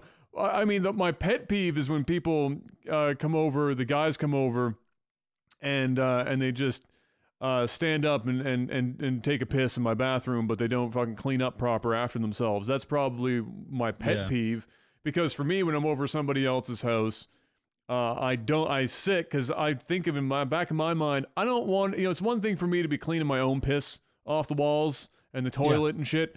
I don't want to think about the fact that I'm cleaning up somebody else's piss and shit off my walls. I just don't want to think about it. So I do them the service of just, you know, sitting my tall ass down, taking a piss. And I don't mind if people stand up and take a piss in the house, but, you know, put both seats up, not just one. Yeah. And if there's some splash, get rid of it. And fucking wipe that shit up. It's your own piss. Just fucking wipe that shit up and don't leave it or some shit. You know, that's just like a pet peeve of mine, but nobody's really, because I have a very small circle of close friends, and so nobody's fucking shit up. So it's not like I have all the guys come over for UFC, and nobody does, like, everybody's super respectful, right? Like everybody's super respectful. Yeah, exactly. Nobody's gonna smoke in my house. You know, there's a door right there, so they could go outside and smoke a joint or smoke cigarettes or whatever. You know, I'm fucking cool. You do whatever you want there. And I've got an open bar here. Like, nobody has to ask me if they can go grab a beer on tap. There's a bathroom right there. You know, everybody's super chill. Nobody steals. Like, I have everybody that I trust in my home. And so that's just no problem. I mean, the older you get, the more you get rid of flakes and just, you know, fucking people that are just there. You know, normally the people that are disrespectful to you aren't really your friends. Like, sometimes you can get in arguments with your good friends or have, you know, disagreements, but there's always that love there, right? It's never like, of course. It's never, I could be at Adam's house and we could get fucking in a fight and be like, fuck you, piece of shit. Like, go fuck off.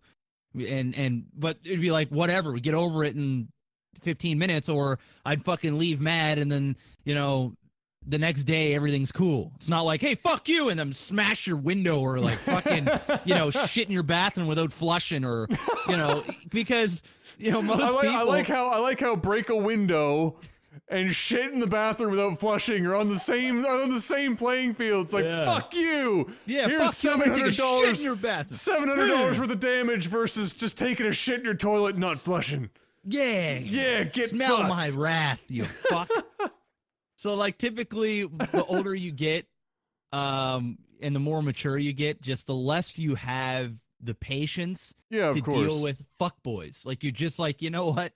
Just grow the fuck up. Grow up. Get the fuck out of here, dude. Just go fuck yourself, you lazy piece of shit. Get out of my life, because you're literally a weight that is just dragging me down. That's it. Like, don't go in my fridge and drink my milk, motherfucker. Like, go fuck off. There's a couple like really out in left field ones here. Oh, here's a well. Oh no, we've already answered that one in the past. Never mind. We've already answered that one. But shoutouts to Total Steel for being, regardless, 1,300 lifetime supporter. So I can't get your questions in, but thank you. Let's see.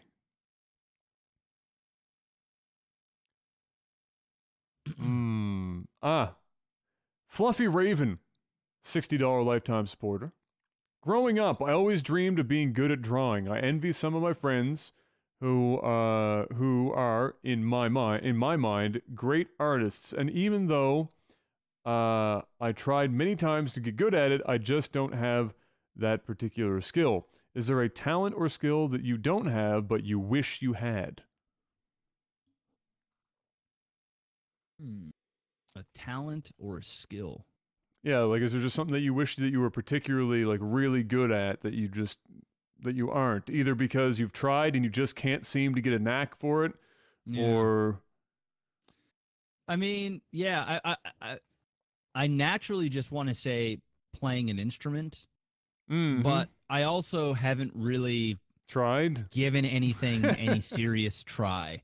And I feel like I'm musically talented enough that if I honestly sat down and tried to play a piano or a guitar or whatever, I think I'd actually be pretty good at it. So I'm not going to say that just because I haven't given it a try.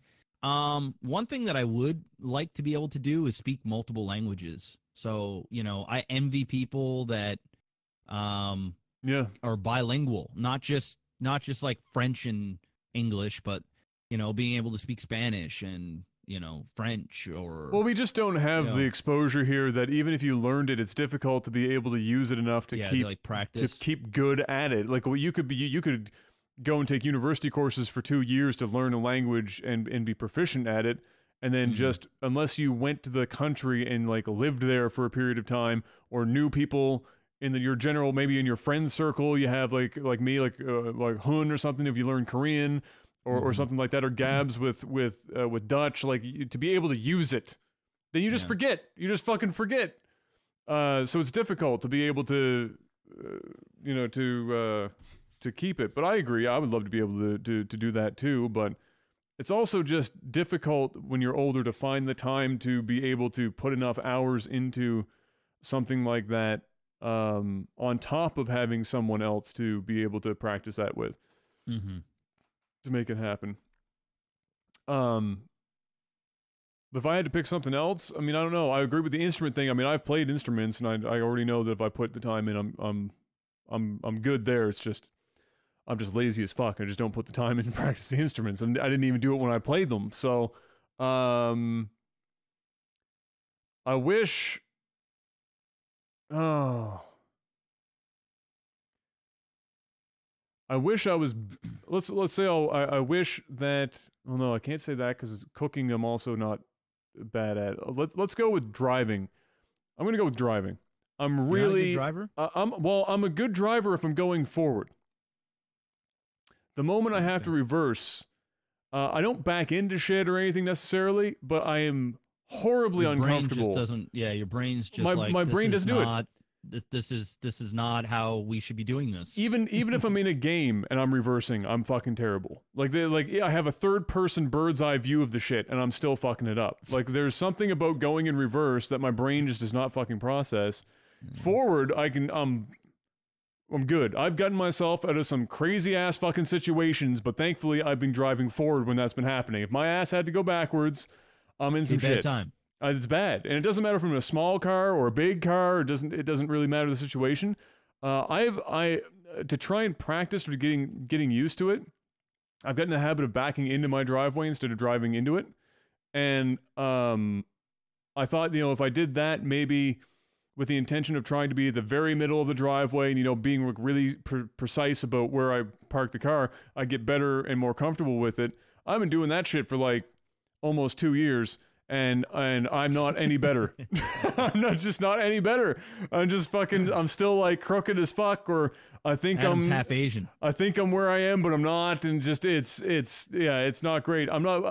I mean, I'm good enough that I don't run into shit, but I don't feel comfortable doing it, and I wish that I was just comfortable doing that. Like, I've never had that know. problem. I don't mind. Like, I'll go downtown and parallel park right between, and it'll be fucking traffic, and I'll fucking scoot out and get in. Like, that's just never bugged me. I can parallel park. I'm not the happiest man alive when I have to do it, but I can do it. But I'm not somebody that's like, I'm not so courageous. Like, some people will parallel park if there's 4.5 inches between the front and the back fucking bumpers of the cars that you're pulling in together. Like, I'll parallel park if I've got like some decent room. I don't have to make a 46-point turn to get out of it. I'm good with that.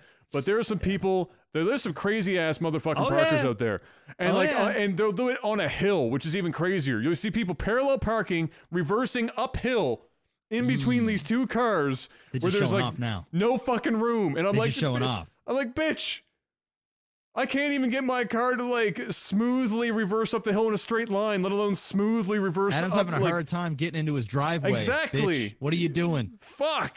Making me look bad here. That's bad. And they do it with like a Ford F-350 diesel. I was just like, shit. Fuck me. I don't know how you do it. So yeah, there's that. And I wish I could drive stick, but I'm anatomically basically impossible. It's impossible for me to do it anyway. So maybe if that was the case, I wish I'd be able to do it. I'm sure I would be able to do it, but I don't get the opportunity to really give her a go. One more. Where was it? I had one here that was gonna do.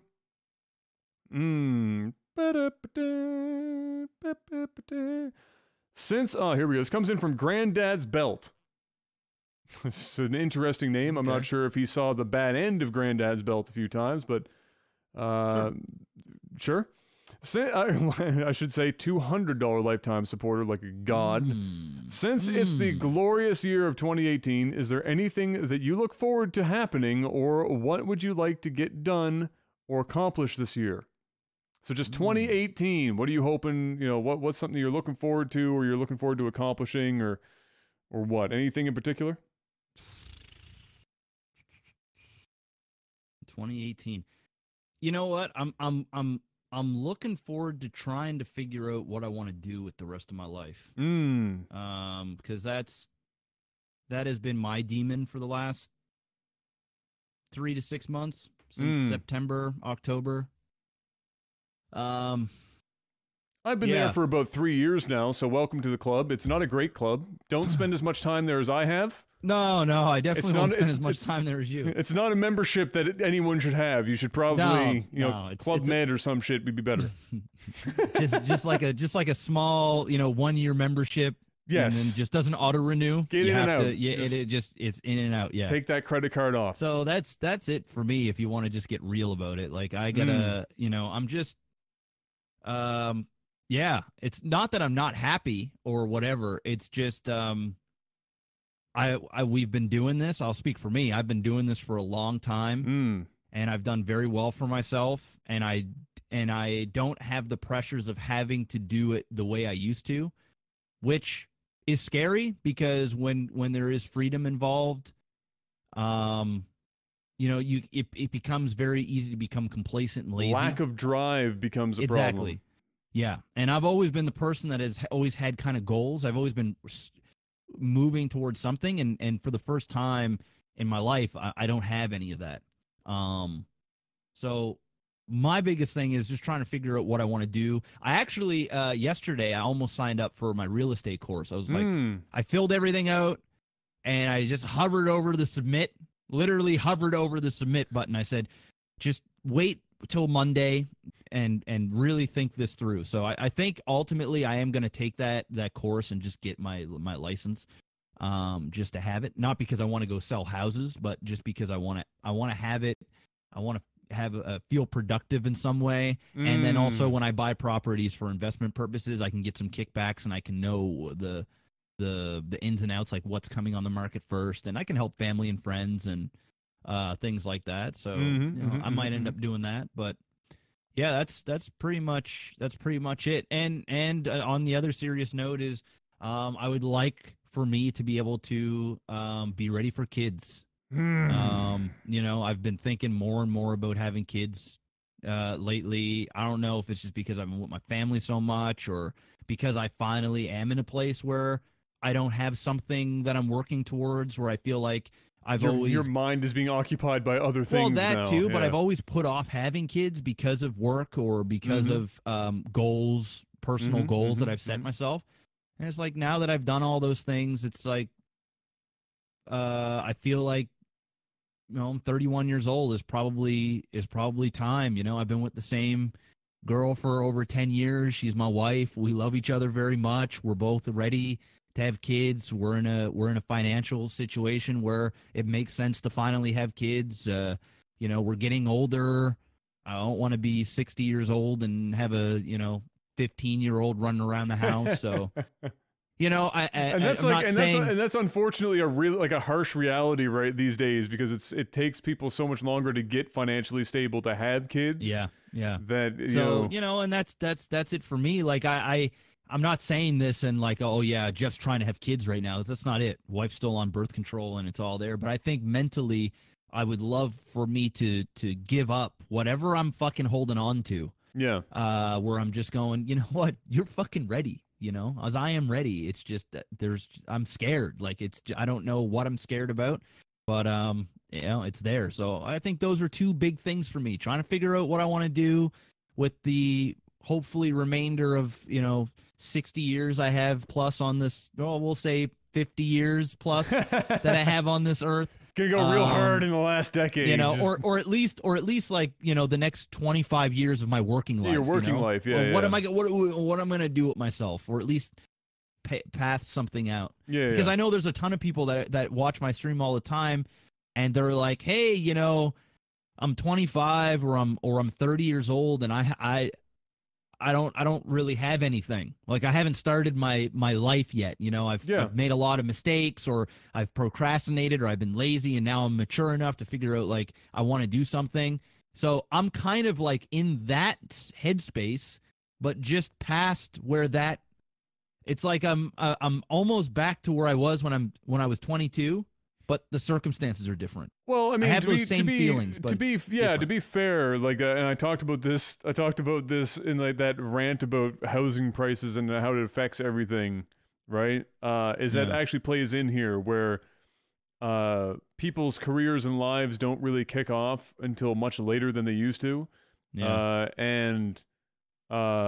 so even and to put that further into perspective, is that even in our situation, where given the market and how it was when we started this whole endeavor, we both financially did way better than the vast majority of people, and so we were ahead of the game in that regard, and yet it still didn't kick off really any earlier for either of us. It's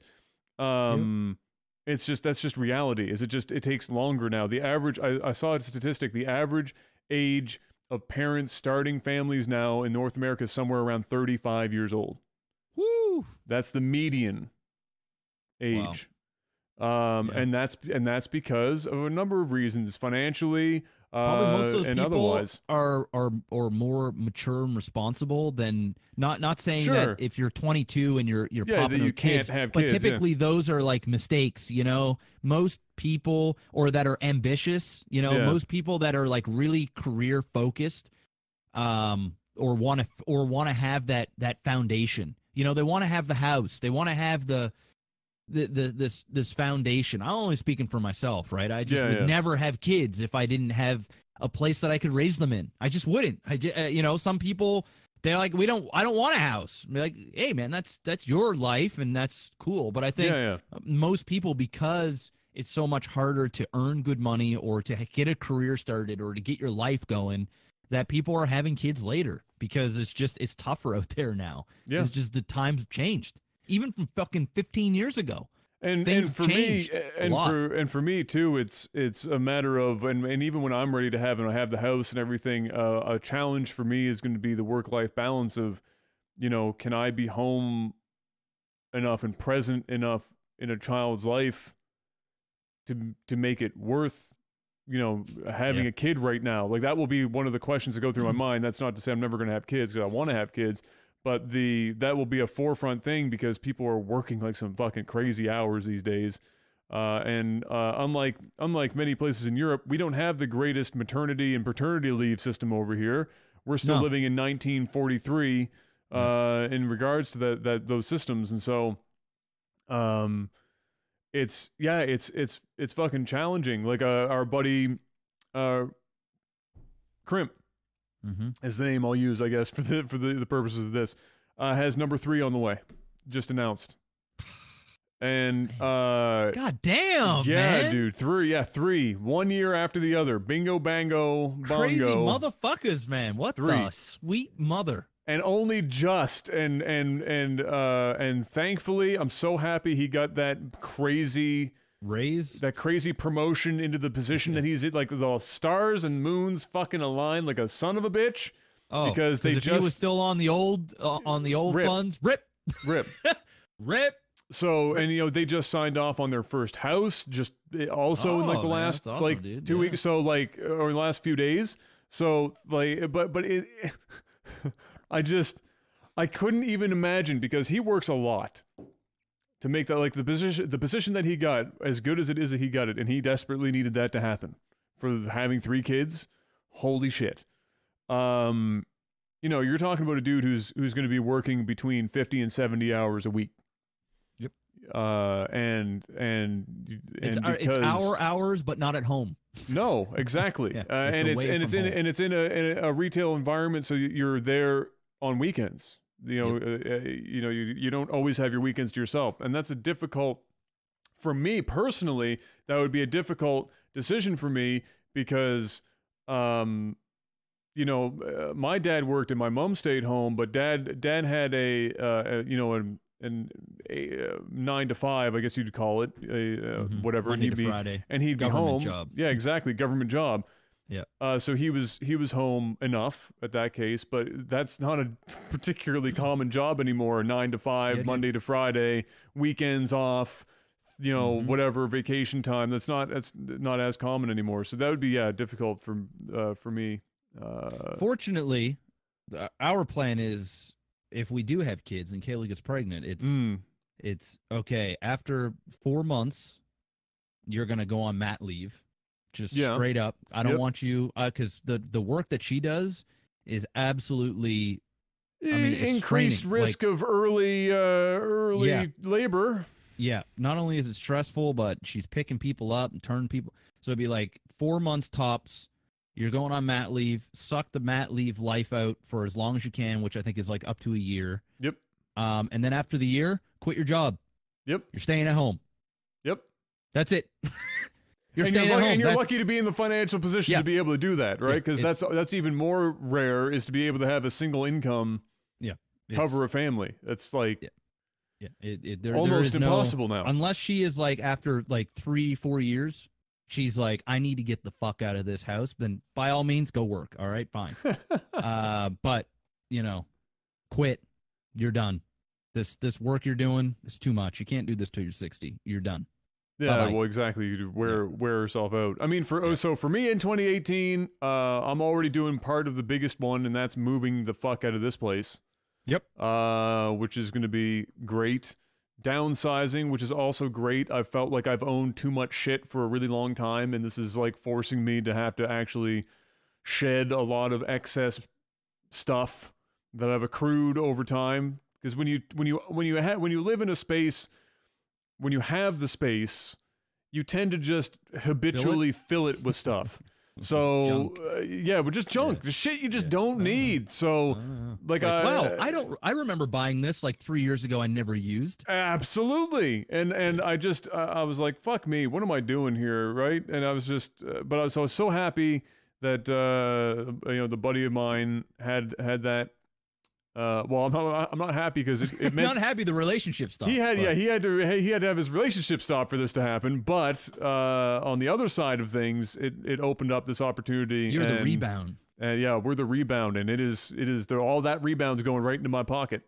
Yep, there's a lot of money being saved for that. So that's something. So I want to start putting money away for a house, or at least just putting money away. Period, because I haven't been doing that. So I want to be able to have money put away, because I haven't been able to do that for years. So that's going to allow me to do that and work towards a house, etc. And then I'm also in the midst of trying to figure out what to do, you know, the hereafter of the online gaming career stuff, trying to decide how to tackle that. So trying to suss out what work I can get my hands on and utilize my degree, and try and figure out a schedule to still do what I'm doing right now, because it'd be stupid to walk away from it, because I do get I do make great money doing this, but it's not going to last. Do this, but it's not going to last forever. It can't last forever, and even if it does last forever, the magnitude in which the money is coming in is not enough to sustain a family, and certainly won't be in the future. Like they will. It's not like we're gonna have when we're 35, 40 years old, and we're still doing this podcast, and some people are somehow listening to it, and we're not gonna suddenly blow up and have a ninja status fucking like upgrade. This is not going to happen.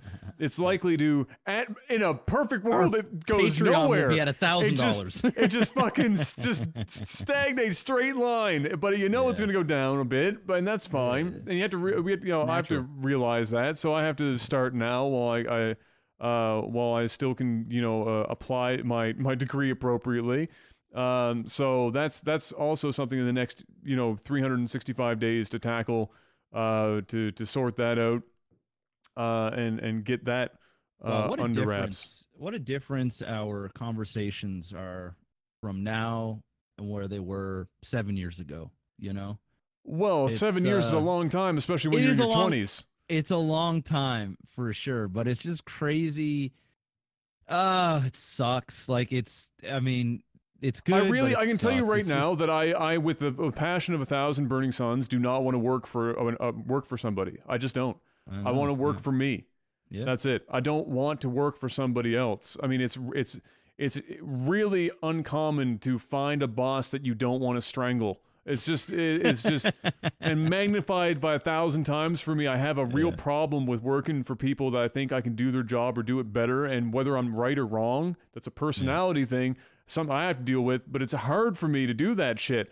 And then also, you've been your own boss for so long that it's, I'm never going back. Like I am never.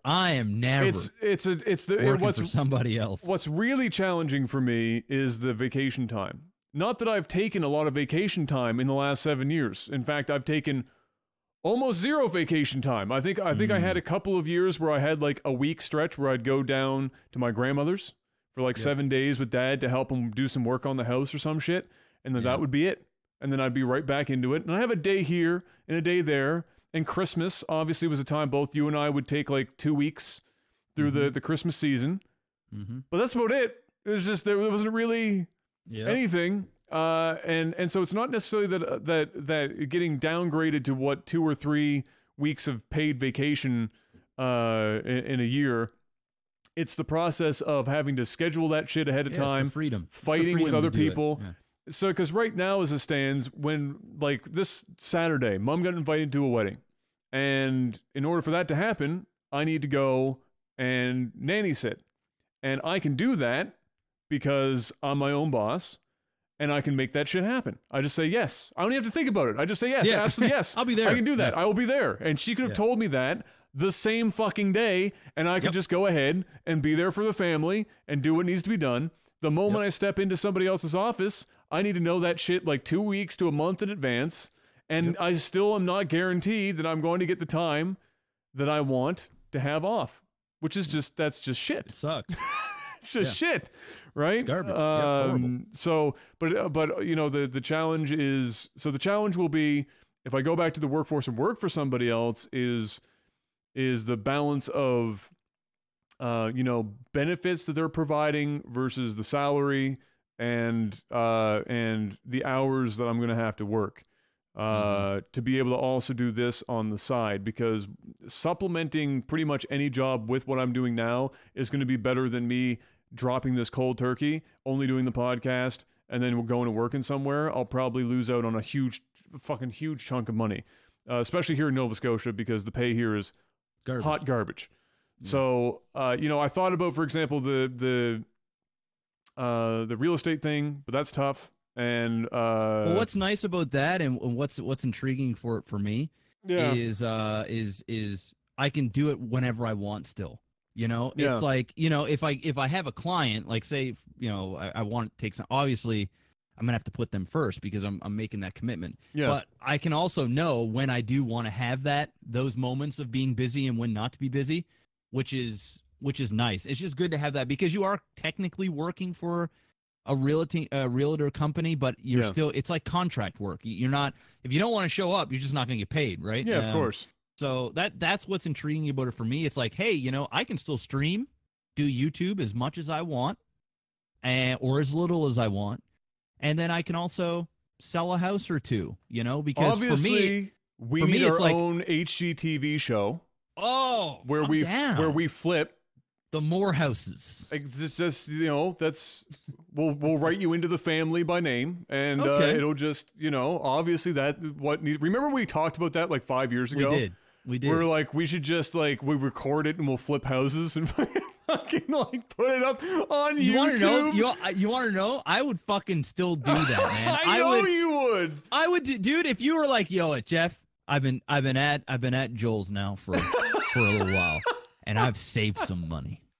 All right, I've got $10,000-$20,000. The house market here is so shit. We'd be flipping like the crappiest fucking house and making like $4,000. You're like, listen, all right, let's pool some money together. Let's grab a house and let's flip this bitch. And you want to know what's crazy about it too? Is my dad knows how to, he's a contractor, so the guy can build, he can do whatever. Sure. And your dad is like a fucking carpenter god. He's a finished work, and we got, I mean, it's like a match made in heaven, right? It's like everybody wins. Joel's a carpenter, a framer, and an electrician now, so we've got I mean, we've got the whole gauntlet, we've already got the cameras and the microphones. I just have to go back to school and get like the proper full-on, not just real estate license, but we need a broker license or some shit to make that happen. Unless we were just doing with real estate, because you can flip houses just have real estate license. Yes. We would just not make as much money. In the market here, I don't know if a broker license would really make you any extra money. Yeah. Like the extra paperwork that you would have to do as your own broker would probably not even be worth the time for the extra money, so you're just better off going with like one of the actual real estate companies. But I mean, I think Gabs is saying I would decorate, because Gabs has been interested in doing interior design. It's like we have the whole setup. It's already there. Right? It's already there. It's already there. You just got to find the right place, dude. I think honestly, now that I'm talking about it, Am I talking you into it right now? Yeah, dude, I would actually do it. Like, and not as like a career where we're going, yeah, this is the next phase of LAGTV. But, oh my God. But for the lulls, literally for the lulls, if we went and we bought like $150,000 house and put like $20,000-$30,000 into it and flipped it and made content and just did it to like, just to see what I mean, worst case scenario is would likely like break even. You know what I mean? It would be like, it would just be funny for the experience, but it'd be like one of those things where the shit might actually, might work. It might actually work, right? And be cool content too. Mark has the name already. It said Life's a Flip TV. Woo! HGTV, sign us up. Sign us the fuck up. I'm ready to buy crack houses. That's pretty much all we could buy here. Shit, it'd be friggin' like, that's the problem with Nova Scotia. There's some, but there's not a lot. It's tough. For honestly, where the money's at right now here is building. So you just basically buy land, and you build a building, or you build semi-detached houses or whatever, and then you flip them there. That's where you can make some good coin. There's still flippable opportunities, but you got to really search for them. You got to know the market. Like you got to just know the shit, right? Yeah, of course. But you know me, I'd be fucking down for just for the lulls of it. Just for the lulls of it. If I could, it's like 10 grand. We both chuck in $20,000. Be like, you know what? Fuck it. Just try it out. What's the worst that's gonna happen? We can't sell the place, and Adam has to move into it. You know what I mean? Like, what's the worst that's gonna happen? Like, I think the challenge would be that when you have a license and you're doing that shit is just like the amount of money that you pay to just have a fucking real estate license is just so stupid. I mean, you're gonna spend a couple $1,000s a year really to keep everything up and running, but ultimately, you know, you sell one house or you make one deal, it pays for itself, right? Yeah, it's exactly. Just, you know, for me, it's like whatever. I'm doing it. I'm now that I'm more and more talking about, I'm gonna do the fucking course. It's just an online course, like, you know, I can fit it into the schedule. It's not really. I had talked myself out of it, but if we can talk about this more off the stream. But if we like, I'd consider it, if only because it would also give me an opportunity to use Dad's brain more. Where if we were flipping houses, have him come in and I can learn more from him in that environment than I could just building random shit. Dude. Yeah, like and how cool would that be for the HGTVs? The boys, the kids with the money. The dads with the brains. You know, we set it up. They create the vision. We cash out.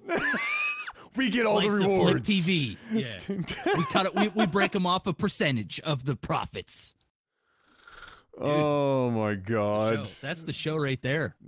Oh, Nova Dad and Papa Bouse. We'll get Mark to do all the videography and we'll put it up on Eastlink TV and we'll make a fortune. You want to know what's funny too is I know the guys over at Eastlink TV were because I know the dudes that do all the wrestling stuff. Yeah. And they've got all the connections and are always looking for programs to put on there. Dude, you can get some kind of okay budgets. The grants that they get for making that shit. Dude, the province here throws money at ideas. Yeah. They throw it at ideas. They're like, yeah, you know, we can do $3,000 an episode. Exactly. Like, God damn. You want to give us a 10-episode deal, man? You know, make the banners, set up the logos. Let's go. We got cameras ready. Action. Yeah, exactly. That's the deal, boys. That's the deal. Maybe Done. that's the next. Maybe that's the next thing, there, guys. We've already got the audience too. That's an easy pitch. That's right. That's an easy. We would be more popular than every show on that shitty channel, right off the bat, just right out the gate. We'd just smack them all. They'd be doubling our fucking budgets. It'd be like, oh, 3,000, give them 7,000 a pop. Like, damn, okay, that's our down payment for the houses. We'd be playing the HGTV thing all day. That would be the show, is if you get like enough of a budget where half of the fucking down payment is covered by the season cost. Then it's actually a no-brainer. Then it's easy. Then it's just maybe that's what we should do. Is we should get the whole idea and pitch it and say, all right, you know, 2020 rolls around, we start this up. How much of a budget are you willing to give these two guys to do this shit right now? We got a cameraman on lock. We got it all set up. We got an editor. We've already got an editor. We're good. We have a budget to pay these people. We got our dads. We got our old man call on in and do this dads. shit.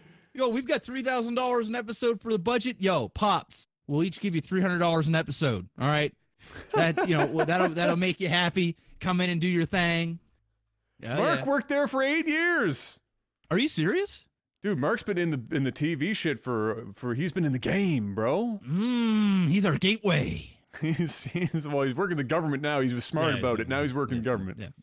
Well, but still, he knows his shit. He could make an epic TV show. Oh, absolutely. Make it look nice with the editing. Absolutely. That's it, boys. Flip this crack house coming to you, 2020. Hell yeah. Instead of Bob Vila's This Old House, it's This Old Crack House. Don't even get me excited, bro. Don't even get me excited, dude. It'd be fun. Like, it would be an episode of just going out and scoping places, crunching the numbers. You know, fucking, can we do this shit? It'd be just hilarious. People would be watching to see if we lose money. You know what I mean? They'd be like, are these motherfuckers gonna lose money on this deal? I'd be all stressed out and shit. Be like, oh, fuck, we're over budget, boys. We'll be going to Home Depot. We'll be buying fucking tiles and fucking all this other stuff. You know, you got Gabs there. No, that don't look good. This don't match with this color. It's like, well, we ain't got you on payroll yet, woman. Take a chill here, all right? We're balling on a budget here. As long as she's not like some of them on those shows where it's like, all right, look, I know that we're already pushing the maximum, for this area right now. We're already hit it, but what if we put in this granite countertop for like 13 grand? Yeah. Like, well, I was actually settled on quartz, but, you know, Are you sure we're gonna get the money back? No, but it would look nice, so let's just do it. Really nice. Now remember, Jeff and Adam, the kitchen sells the properties every time. You don't want to skimp on the kitchen. See that $20 backsplash you're going to put on there? Let's up it to $10,000, yeah. And I'm telling you right now, it's going to look incredible. We actually just took a giant chunk of granite and we single-pieced the backsplash into the countertop, into the cupboard faces. Yes. It's all one piece. Yes. We even got granite hookups. We've got it all, man. We're ready. We're ready to rock. Well, on that note, you have a movie to get to that you should probably start getting. Yeah, I gotta leave in like 20 minutes. Yeah. So we'll do that. Now that you've heard the genesis of This Old Crack House, you can brace for that coming soon in 2020. This Old Crack House. I'm sure somebody would take it up. Ladies and gentlemen, time to shout out our Patreon producers: Jetrix, Postal Panda, Chico, Fricy, Derek P, Naily, Adam B, Jamaican J, Jorbach, Toto Steel, and Matthew W. I feel like I'm missing somebody because that's not the updated one, so I'm going to go to the website just to double check. Yeah. Jetrix is still Jetrix. You should fund this old crack house. We should get Jetrix as an executive producer on This Old Crack House. It's done. Postal Panda, Chico, Derek P, Naily, Adam B, Jamaican J, Jorbach, Toto Steel, Matthew M. Thank you, everyone, for that. People started to get their swag. The small packages have arrived. I don't know if the big packages have yet, but we had some stickers showing up in people's doorsteps. So that stuff is getting out to you guys. It just took a small time. Small time frame. It's a small loan of $1 million. All right, ladies and gentlemen, we're out of here for this week. Thank you so much for listening and watching. As always, you can head on over to technicalalpha.audio to keep up with these episodes. Get your RSS feed links. We're on iTunes and everything else. We'll probably sometime towards the summer when I've moved in, I have some more time. And I'll be doing other things with the podcast. We'll try and get onto Spotify as well. But for now, you can go to technicalalpha.audio to find out where you can see our stuff. Head on over to patreon.com/technicalalpha if you want to support us in this crazy, crazy thing called Technical Alpha. And until we see you next week, which should be back to the same or the usual time, usual day, short of something else cropping up. Have a good one, and we will see you very soon. Peace.